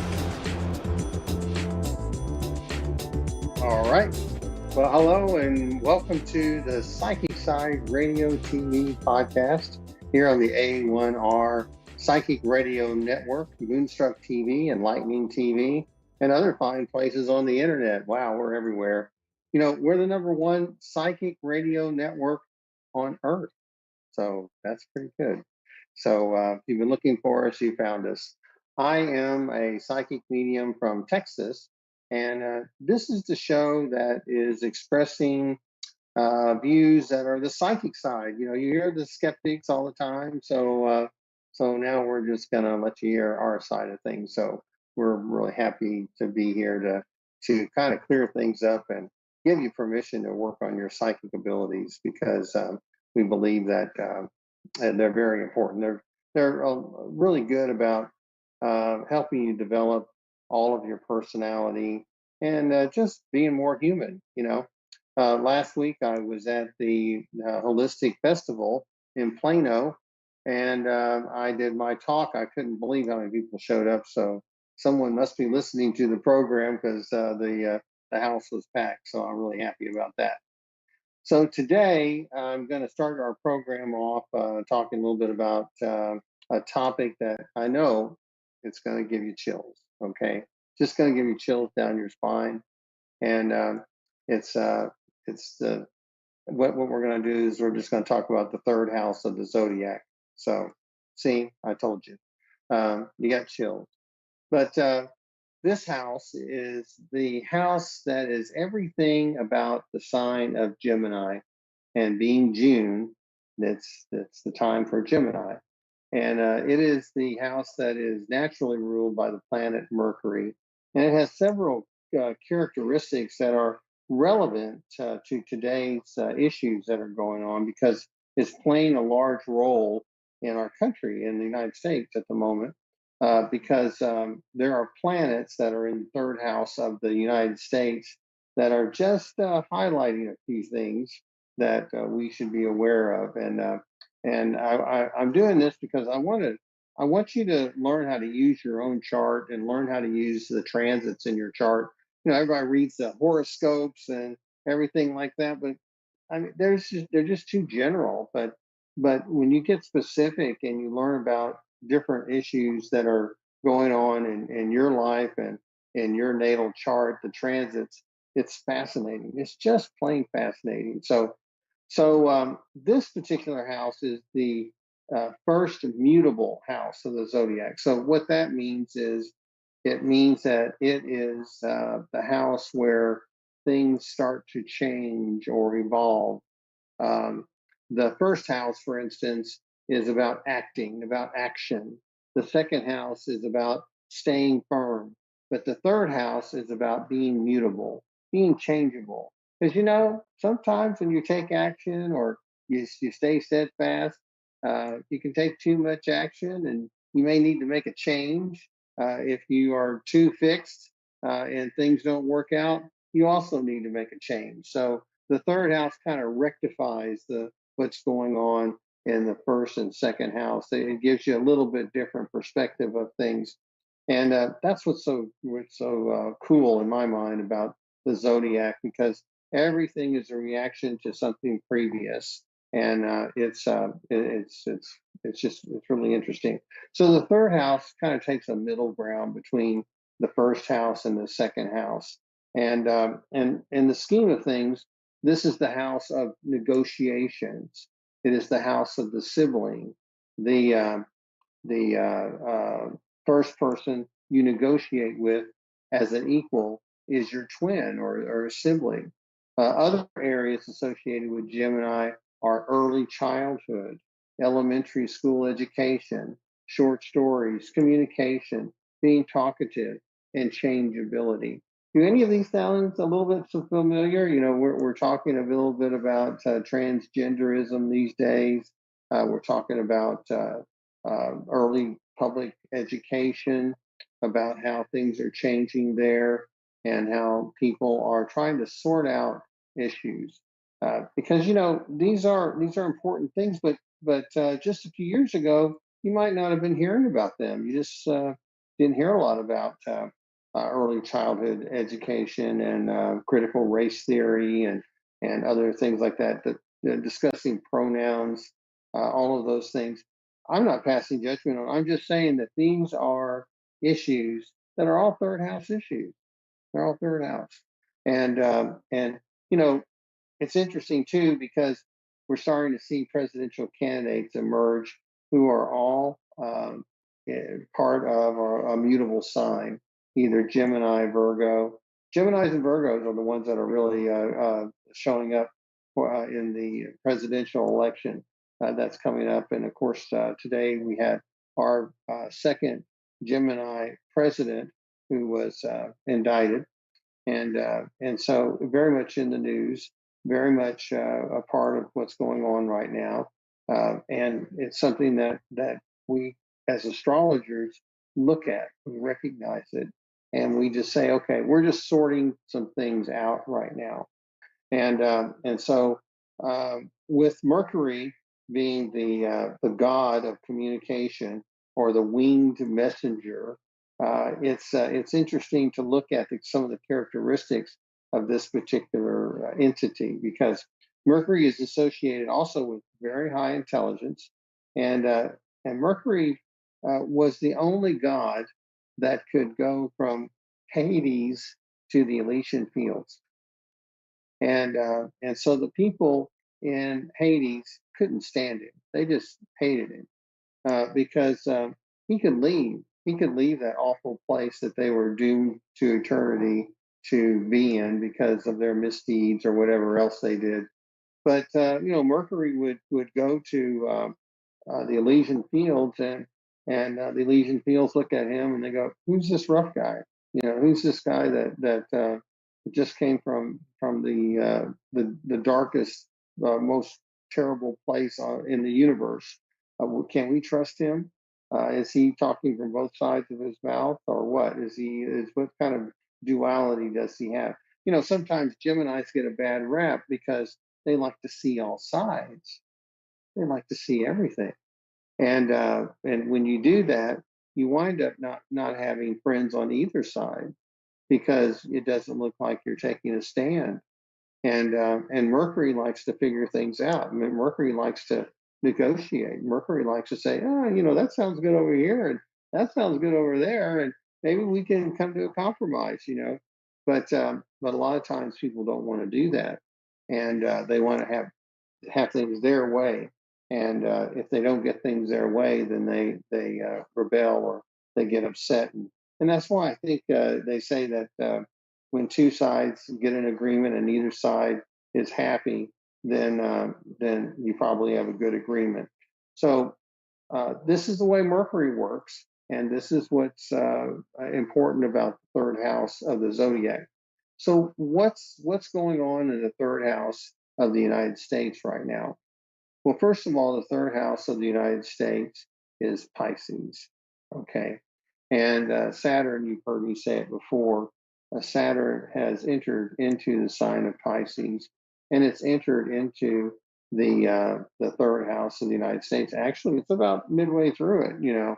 So we've been having lots of discussion about transgenderism, about duality, about identity, those sorts of things. And we're just kind of in the middle of trying to figure things out. You know, astrology is not going to give you solutions in your life. Astrology is going to point out areas that need to be looked at. Okay, and when you are sensitive to that, you go, maybe I'm not following the path I should. And so that's why it's good to work on things and to get things kind of sorted out. And that's what we're doing right now. Another planet that I've mentioned previously on our program that's affecting a lot of things is Neptune. Neptune is in the final stages of being in the third house. It's probably going to be there a little while longer because it takes about 12 years or so for 13 years for Neptune to transit a sign or transit a house, and so it's still got a little ways to go. And Neptune is about illusion. So when you have illusion in the sign, or you have the house of communication, there's a lot of fake news, if you want to call it that, out there, and so that's why it's important that during these times to kind of take things with a grain of salt, not just be so quick to pass judgment on people or things, or just say, okay, this is the only way, because it usually means the person that's doing the communicating may have an agenda. So this is just for you to understand, and it's important to know where Neptune is in your chart, because that's the area where we kind of have some self-deception, you see. So I know where it is in my chart. I'm not telling you where it is, but it is an area for you to just pay attention to, because it's one of those things that can creep up on you, and later on you go, I got conned, you know. So right now we have to be very careful to what we hear on the news, because there's a lot of deception out there, and when we are listening to it, we need to think about it. We need to just be very careful and evaluate things on our own terms. So this is what I wanted to say about astrology, because I feel like it's important to know that as a psychic, and as a person trying, and as an astrologer, because I need to communicate how things work to my audience, to you, so that you know, so that you can maybe get your natal chart and get a transit done. And if you get a transit done on your chart, on your natal chart, then you'll know exactly where things are situated, and you can say, I know I'm having problems communicating with people, or I'm having trouble with my siblings, and I want to work that out. So you might be a little more thoughtful about how you deal with these particular issues. Or if your children are in an elementary school, you may want to pay attention to what's going on in that elementary school, and maybe get a little bit more involved, So that could be what is being told to you by the universe. So I'm hoping we get some callers today. I don't see any just yet. Brittany? Oh, she has. Okay, I Yes, heard sir. Brittany. So, Brittany, where are you calling from today, Brittany? Brittany, I'm can calling you hear from me? Richmond, Virginia. Yes. Richmond, Virginia? Yes, sir. Okay. Brittany, I hear you have children behind you. Is that right? Yes, You sir. got Getting them from daycare. okay. Brittany, have you been crying lately?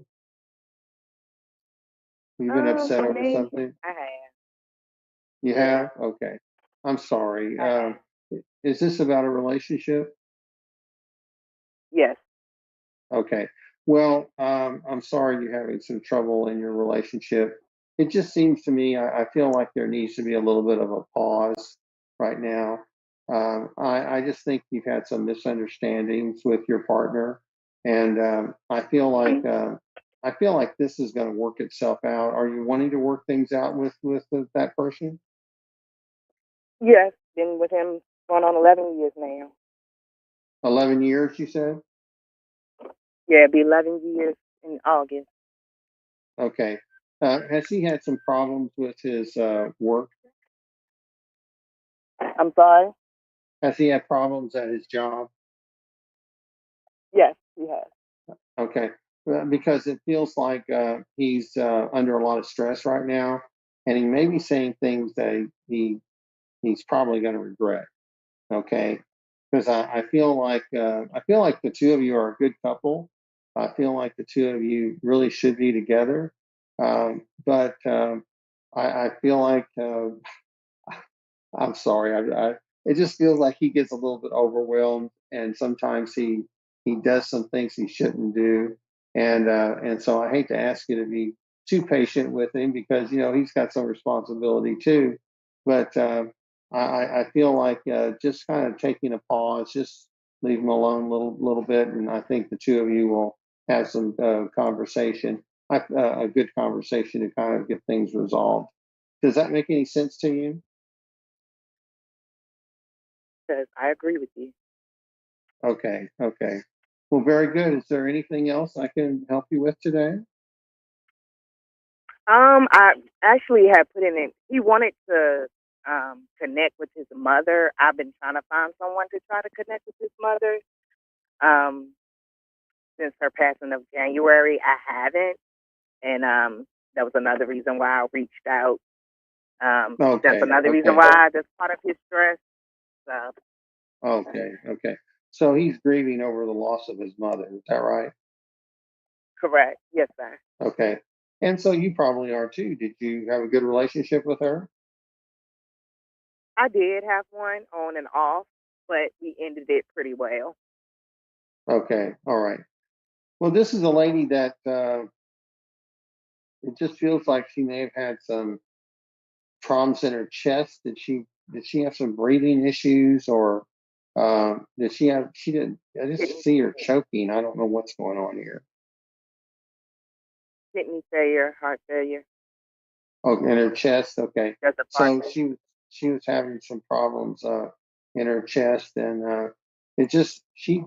What I'm hearing is that she knew that it was her time, and so she's appreciative of the life that she had. She just says that she knows that he's disappointed that she's gone, but she's still sending her love to him, and she just says it was her time. Okay, and I'm not sure there was anything that could have been done to help her because it was just her time, and her heart just failed. Okay, so just tell him that she's around him and that she sends his love to him right now. Okay. Mhm. Yes, sir. Okay. Well, thank you so Okay. much. Okay. Thank you. Well, you're welcome. If you want more information, you can contact me on my website, and we can have another formal reading. It's just johncapello.com. We can spend a lot longer time with you in that particular setting. Okay. Okay. All right. Well, All thank you righty. so Thank you much. so much. Okay. You're welcome. Thank you. So I did want to talk a little bit today about another topic because I've been trying to work in some mediumship into the discussion on the show. And one of the things I wanted to mention was that when a spirit shows up to you, they may show up. Uh, you just have to pay attention to the position where they show up. For instance, if you're reading for another person, um, men usually show up on the right, okay, whereas women will show up on the left, okay. And of course, Brittany wasn't sitting in front of me, so I had to kind of pay attention to who was there. And finally, her mother-in-law showed up, and I'm glad that she did. But the energy that was foremost around Brittany was that of the relationship, and so I had to deal with that particular relationship or that energy first. So it's just that's just kind of how it works. So we have a few more minutes in the program, and I wanted to elaborate a little bit more about the right side of your body, which is masculine, and the left side, which is feminine. So if you start to see people that are showing up on the left side of someone, or maybe their head on someone's shoulder, it's usually a mom or a grandmother or someone that was a mother figure. A spouse is usually right next to the person that's getting the reading, and a lot of the times it's the proximity of how close they are will tell you how good of a relationship they had. So, for instance, if you see someone that's way out over here, they may not have been as close to the person that is getting the reading. And of course, the person who's getting the reading always verifies whether or not the information is correct. Only you have to know the signals. You have to know what you're seeing or what you're experiencing to communicate to your client whether or not what's exactly going on. So that's important. Now, it's not just the right and the left that you need to be concerned about when you're doing a reading or you're getting mediumship. If you see guides that are right around the side of a person, those are usually guides, either wisdom guides, joy guides, or otherwise. And then you see angels that are just directly above you or just directly behind you. They can also be guides as well. They can show up on either side, but you will note them by the way that they present themselves. Sometimes children and animals show up in front. At least that's the way it works with me. And you have to learn the way it works with you. And you need to see if there's any patterns or there's any other signals that spirits will show you to help identify who they are, because it's important that they help you out by identifying who they are so you can communicate properly to the person that's receiving the reading, because that person has a degree of skepticism when they're going to a medium, and that's natural. So it helps you to know the signals that a spirit is giving you so that you can be accurate. Okay.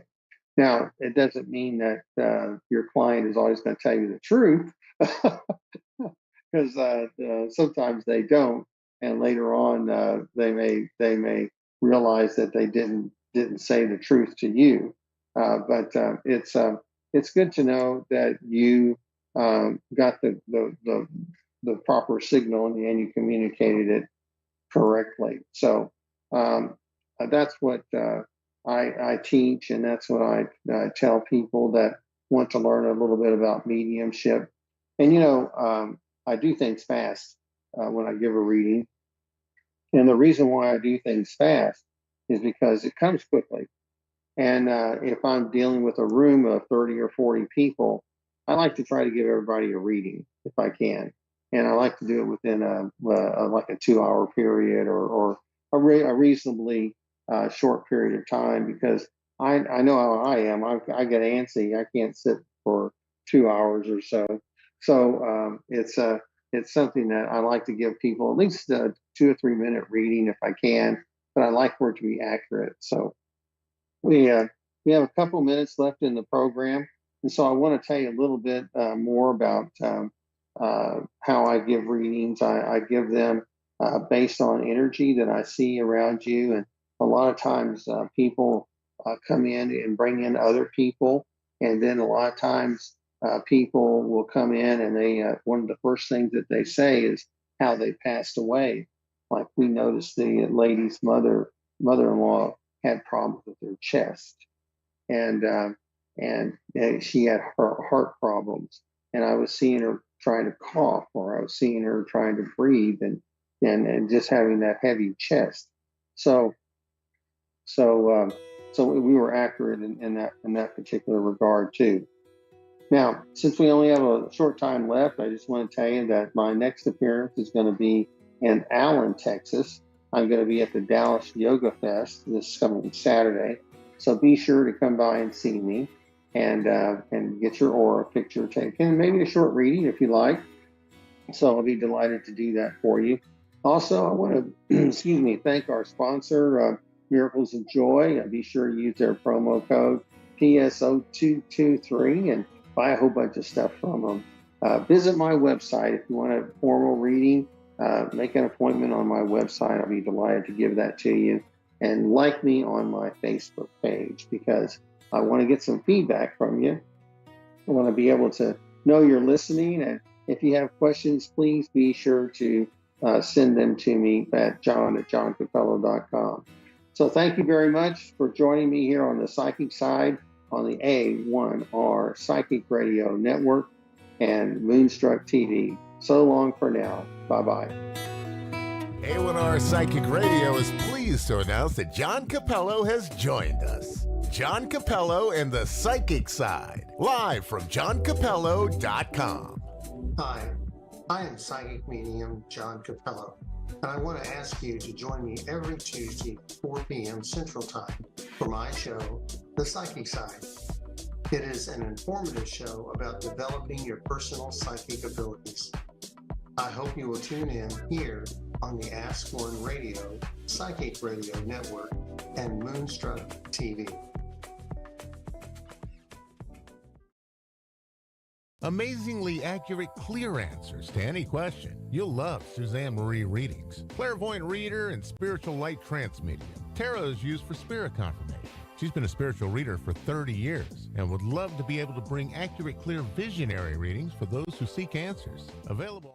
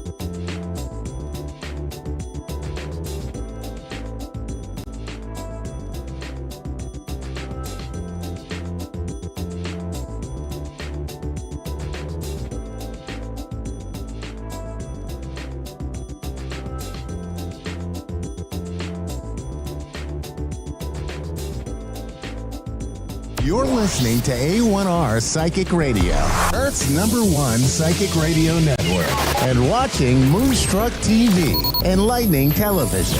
Welcome. Time for Amanda Hall Psychic with Amanda Hall. Live from AmandaHallPsychic.com.au. Connect direct. In North America, dial 888-454-2751. In London, 20-3519-2158. In Sydney, dial 02-8488-3147. Or online, contact us through our Facebook page, facebook.com/psychic radio. Or one of our websites, askoneradio.com or moonstruck.tv. This is Amanda Hall Psych on A1R, the Ask One Radio Network. Welcome to A1R Psychic Radio here on Moonstruck TV with Amanda Hall Psychic, all the way from the Gold Coast. What an absolutely sensational week it's been wherever you are in this amazing planet of ours. I know here in Australia we're all grumbling about it being winter and it's been cold, and some places it's been a little bit rainy, but I suppose we do have to have a change of seasons. You know, I feel sorry. I have lots of friends in the UK and they've been messaging me and telling me that they're absolutely melting over there. It's so hot.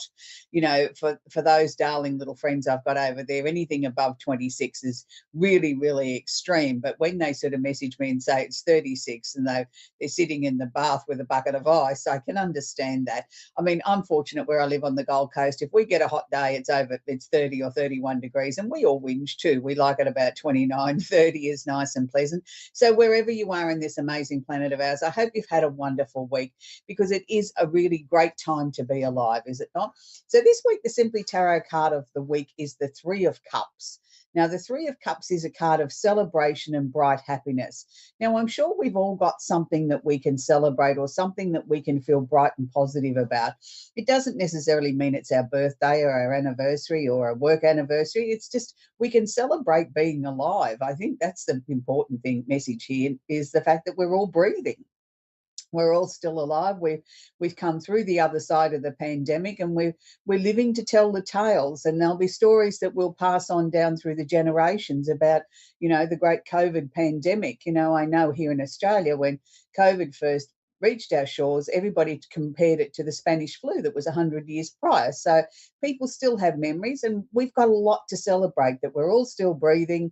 We've got a beautiful, amazing planet that we live in, and we all should be thankful for the family and friends that we have and the bounty of food that's on our table. There's not some people in the world that aren't so lucky, particularly our dear friends that are living in Ukraine and going through that battle of the war with Russia at the moment. My heart goes out to them. I mean, they haven't got a lot to celebrate, but they have this week because they've taken back parts of their own country again and are going to start to rebuild. Their spirit, their faith in themselves and their unwavering determination to not give in, I think is something that we can all cherish. The fact that we should celebrate that there's some amazing people in the world that just don't give up. So if you're feeling a little tiny bit down, please don't.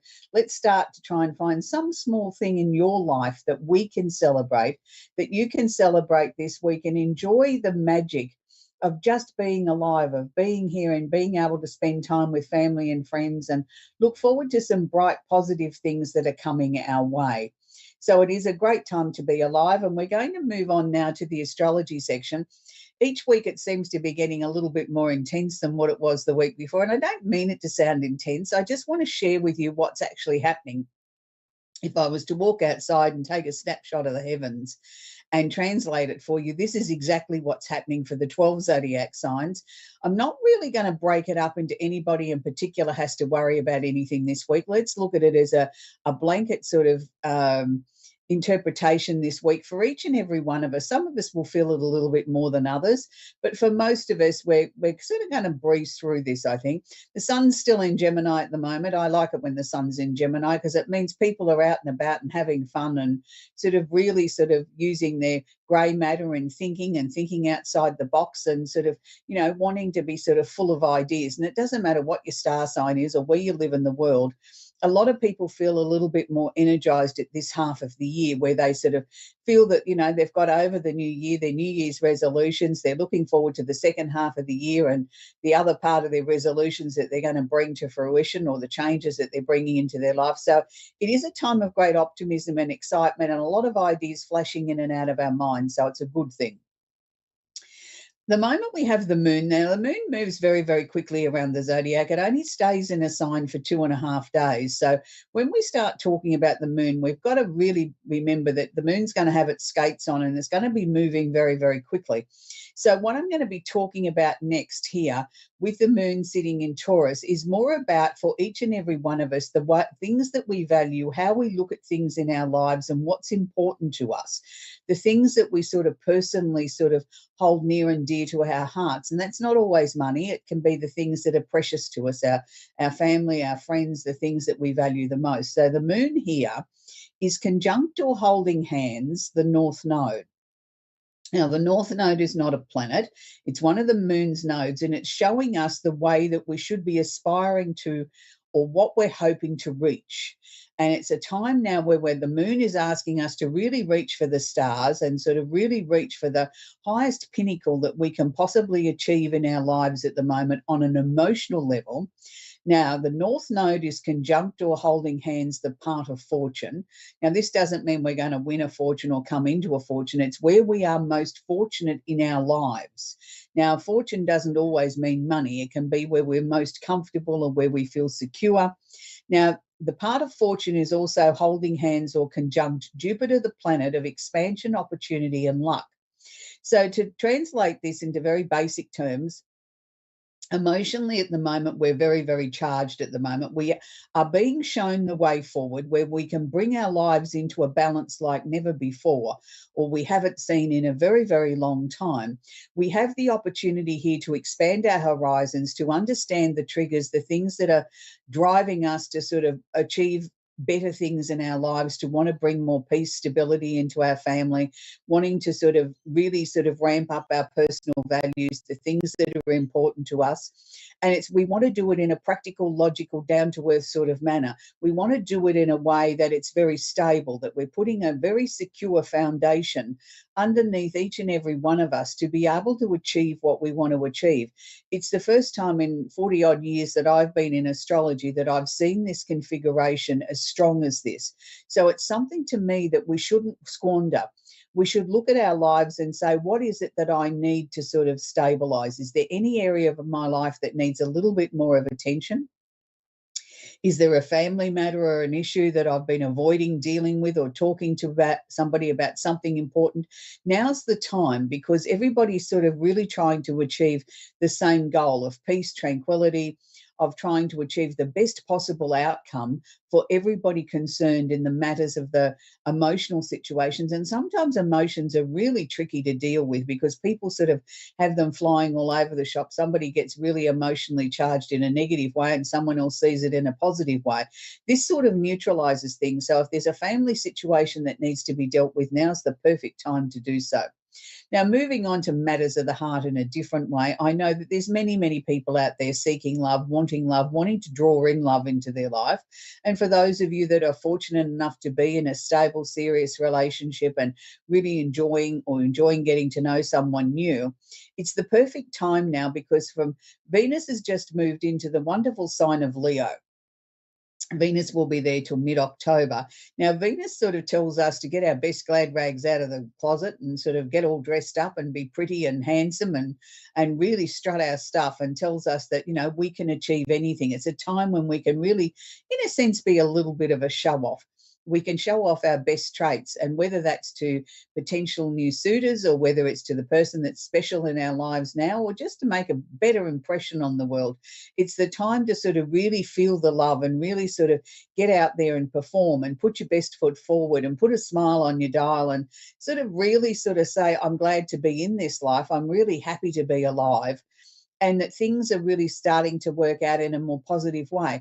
And for those of you that are seeking love, it's a time where I want you to get out, strut your stuff, make sure that you're well dressed as many times as you can when you leave home. I know many times people meet the love of their life when they've just ducked out to get a carton of milk and haven't looked their best, or what they consider is their best, and that's when love's found them.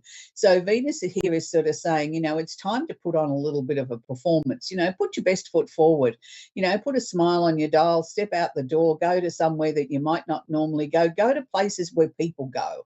It's a bit hard to meet somebody if you're going into something where you're doing a pastime that's by yourself. And, the chances of you meeting somebody down at the rifle range are pretty slim. But if you go to a discotheque, or you go to a concert or an outdoor event or something like that where people are, or go to a show, or you've got more chances of meeting a like-minded soul there than you do in an isolated sort of situation. Take up 10-pin bowling. Do something that's a group activity. It's time to step out of your comfort zone if you're looking for love. Now, the big news is Pluto has just gone retrograde and gone back into Capricorn. Now, I know I talk about Pluto just about every week on the show, but Pluto is such a major player at the moment because he's a slow-moving planet and takes 224 years approximately to do one circuit of the zodiac. His time in any sign is very, very important, but even more so as he's coming to the end of a very, very long reign in a sign, and Pluto is coming to a very long end now in Capricorn. He's been there since about 2008, dipping his toe in the water a little bit then, and then really sort of intensified about 2010 onwards. So we've had a very, very long reign of Pluto. Now, Pluto will be remaining in Capricorn now until January 24, when he will move into Aquarius and start the very, very long determined trek in Aquarius. So the final months of Pluto in Capricorn are going to be quite interesting. Pluto governs things like big business, governments, anything official. It also governs things like climate change and how we view the world and the changes that we need to make to money markets to try and curb inflation, those sort of things. It also covers things like pandemics. So don't be sort of fooled just because Pluto's, in the last 6 months of being in Capricorn that we're going to have an easy ride. Usually I find when a planet is about to leave an energy or just starts moving into a new energy, this is when the energy is really, really super, super intense. It's like it's on steroids. Now, when a planet is leaving an energy, it's like it's got one last hurrah to sort of really leave their mark, to sort of leave the lessons behind that they wanted to be known for the time that they've spent during that energy. And particularly with a slow-moving planet like Pluto, Pluto's going to want to leave his mark. So we could see some upsets on the political arenas, whether or not that means that people are going to be, in courtrooms and things like that, sort of justifying their actions. That's one possibility.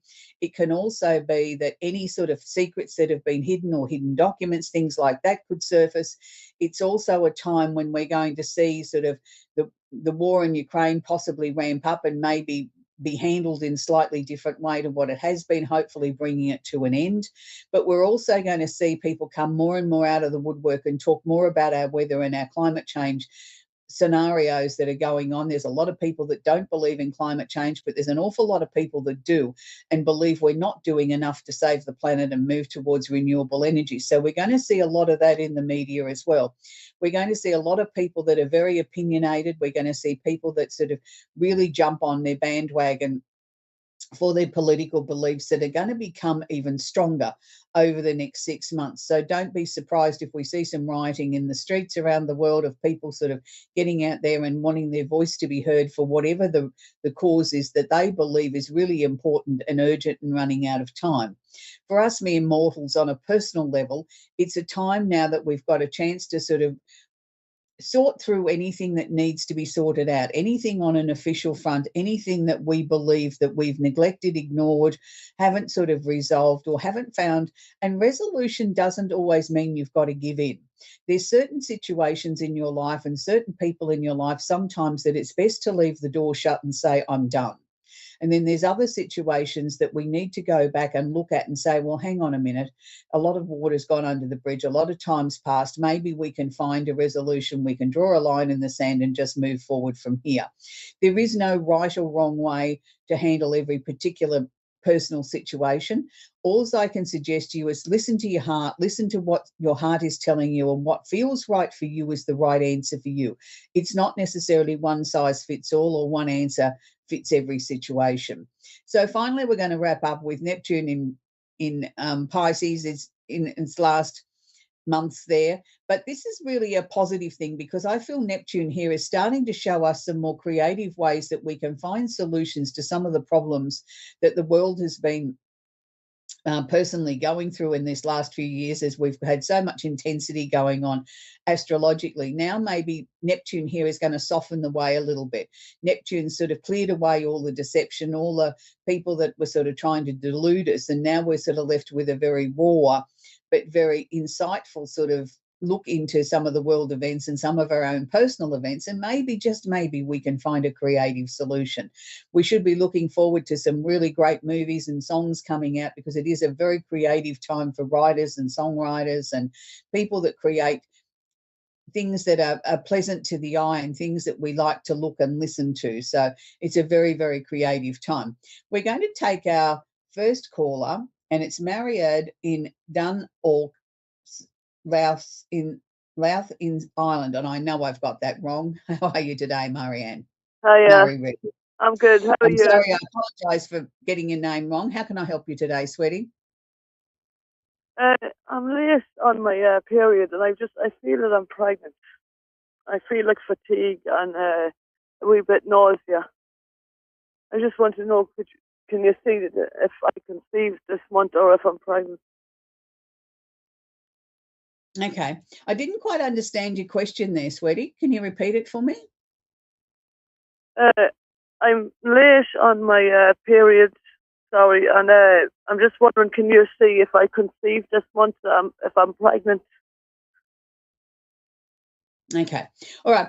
First thing that they're sharing with me is that you've got a lot of changes coming up around you at the moment. I appreciate that it's been a very difficult time as you've been trying to conceive a family. And that's always a very emotionally charged situation when, you know, most people sort of look at it as being their God-given right as a woman to be able to reproduce and create a family. And for some people, they're not blessed with that blessing. For you, I feel that, you know, you've got far too much stress in your life at the moment. I think we need to sort of try and turn that down a little bit and just sort of learn to go with the flow. And that's easier said than done, particularly when, you know, you get all excited and hope that this is the month and this is the month that we're going to, you know, produce, you know, beautiful bundle of joy in 9 months' time. And then all of a sudden the disappointment comes in because we haven't conceived again. It's one of those very grey areas in psychic work that, you know, we're not able to sort of really predict a medical situation or a pregnancy. What I can tell you is that on an energetic level, I do see you becoming a mum. I do see 2 little bundles of joy coming for you, whether it's now or whether it's in 3 months' time or 12 months' time, but I do see 2. So that's been shown to me from spirit. I have 2 girls. One's 18 and one's 15. I have a grandson. Right. Okay. Well, taking it from that, I could only see two children. So I'm going to say then maybe potentially you're not going to, you know, have another child because I only saw the 2 and that was being shown to me by spirit. It was sort of like, you know, maybe there's something else that you need to be sort of focusing on. And, you know, sometimes if we take our focus off wanting to become pregnant again, that we then sort of find by putting our energy into a new business venture or a new hobby that we've taken the pressure off things and then it sort of just happens. It becomes a surprise. So I can only go with what I was given from spirit. I was given 2.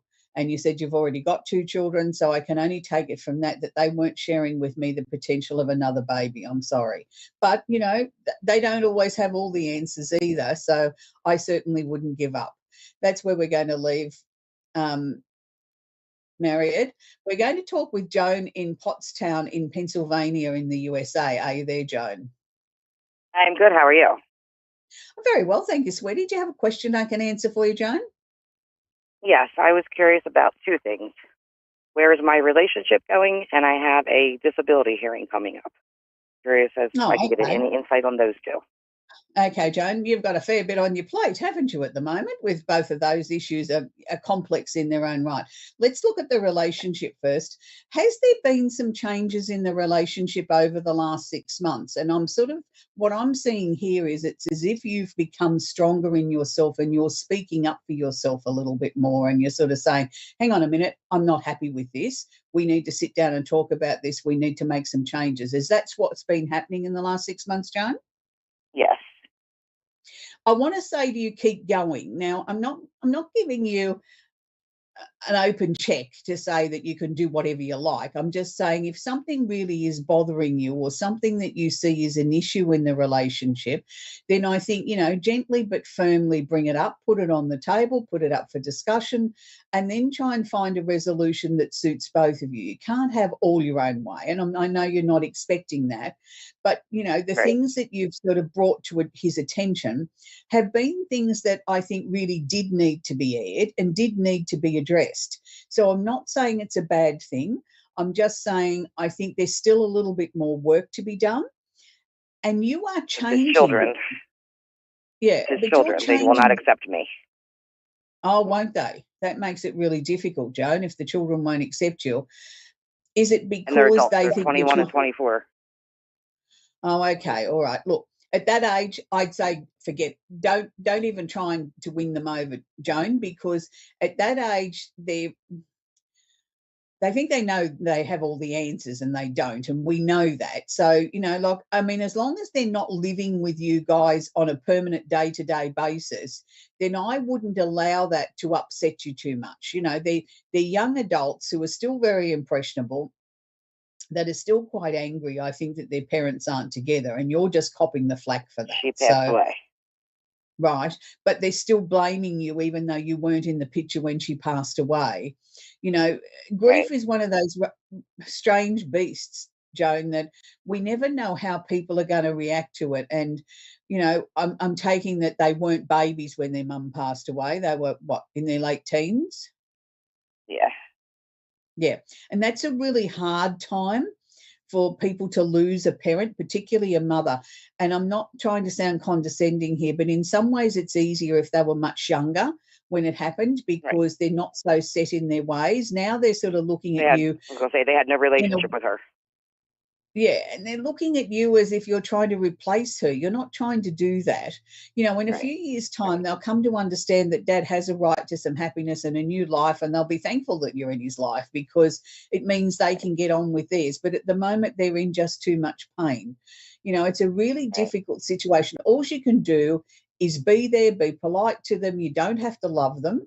You don't even have to like them. You just have to be polite to them, and just know that they will turn a corner one day, and, you know, they will accept you in time. But I know it doesn't make it any easier now for what you're going through now, and I know that, but it's just sort of, it's one of those things. You've got to be the bigger person here and turn the other cheek. As difficult as that is, that's the only course that I can suggest that you do. And, you know, when somebody's been through a death like that, and even, you know, the special man in your life, he's going to have bad days still, even though he's happy with you. There's no magic Right, but shouldn't he put his foot down with them and say, hey, you can at least accept her? I don't know that he can put his foot down. I mean, I think he can ask them to be polite. Right. That's where I would come from. They don't have to like you. They don't have to love you, but they do at least need to be pleasant and polite and use their manners that they were brought up with. And they weren't brought up to be this rude. And that's how I think I would approach that. You know, you can't force somebody to like you, but you can expect people's behaviour to be civil. You know, that they are polite to you. And I think that if we can get that, then I think we're halfway there. So before we run out of time, Joan, I want to move on to your disability claim. So that's about to head to a court of law or something official like that, is it, Joan? Yes, I go in front of the judge next month. Okay. Technically, by laws that govern the USA and here in Australia, we're not allowed to talk about legal things. What I can do is I can talk about it on an energetic front. And on an energetic front, they're showing me that it will definitely be resolved. And I feel it's going to be resolved. The way they were showing it to me was it was gentle. It was sort of like, okay, it's final, it's finished, but it didn't seem to be quite as harsh or as negative as what you were anticipating it could have been. So I'm going to take from that the results of this are going to be good, that you're going to be happy with it. You think I'll get it first this time around? Yeah, hang on a second. Would there be a chance that this could be settled and not actually enter a court of law? I have a hearing on the phone. Right, yeah, but is there a chance that this could be settled and not having to sort not of that go, I know of. You know, not that you know of, okay? Because I just felt what they kept showing me was like you were being handed something, like being made an offer or a settlement that, you know, would you be prepared to accept this? And then the whole lot goes away. Okay. All right. I have one more question if you have time, quick. What about my boyfriend that was in the house fire? You think he's going to come out with that lawsuit? I do, but I think there's still some more tricky. I think there's still more tricky situations to come out around that. There's more information that's got to be gathered before that gets to a resolution, Joan. You know, but he should get a decent settlement. You think? Yeah, I think he will, but I think there's a few more twists and turns before we get to that point. Anyway, Joan, that's where we're going to leave it. We've come to the end of the show. It's always interesting, as you know, we deal with people around the world and everybody has different issues, whether they be legal or pregnancies or whatever.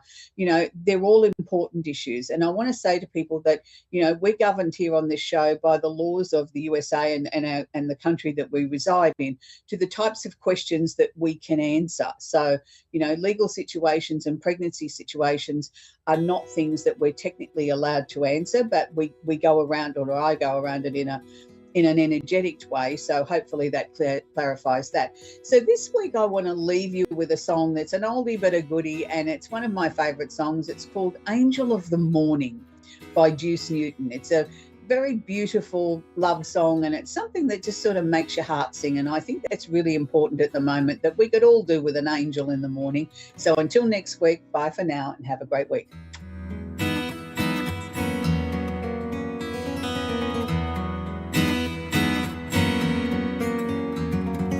Hi, I'm Jenny, and thanks for watching Moonstruck. And now back to A1R on the air, Psychic Talk Radio now on Moonstruck TV and Lightning Television.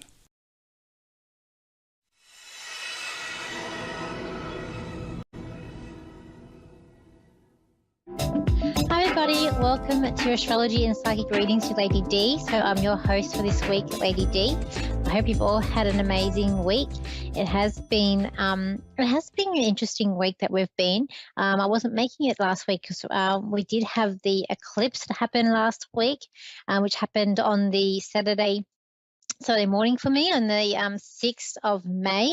So it was on the King's coronation for those of us that are in England and Australia, part of the Commonwealth. So it was a big thing. And I feel like it was a funny time to have a coronation on the eclipse there with the Mercury retrograde and other aspects of that. But this week, we've got a big week coming up with the astrology as well. We do have on the 15th, Mercury will be going direct in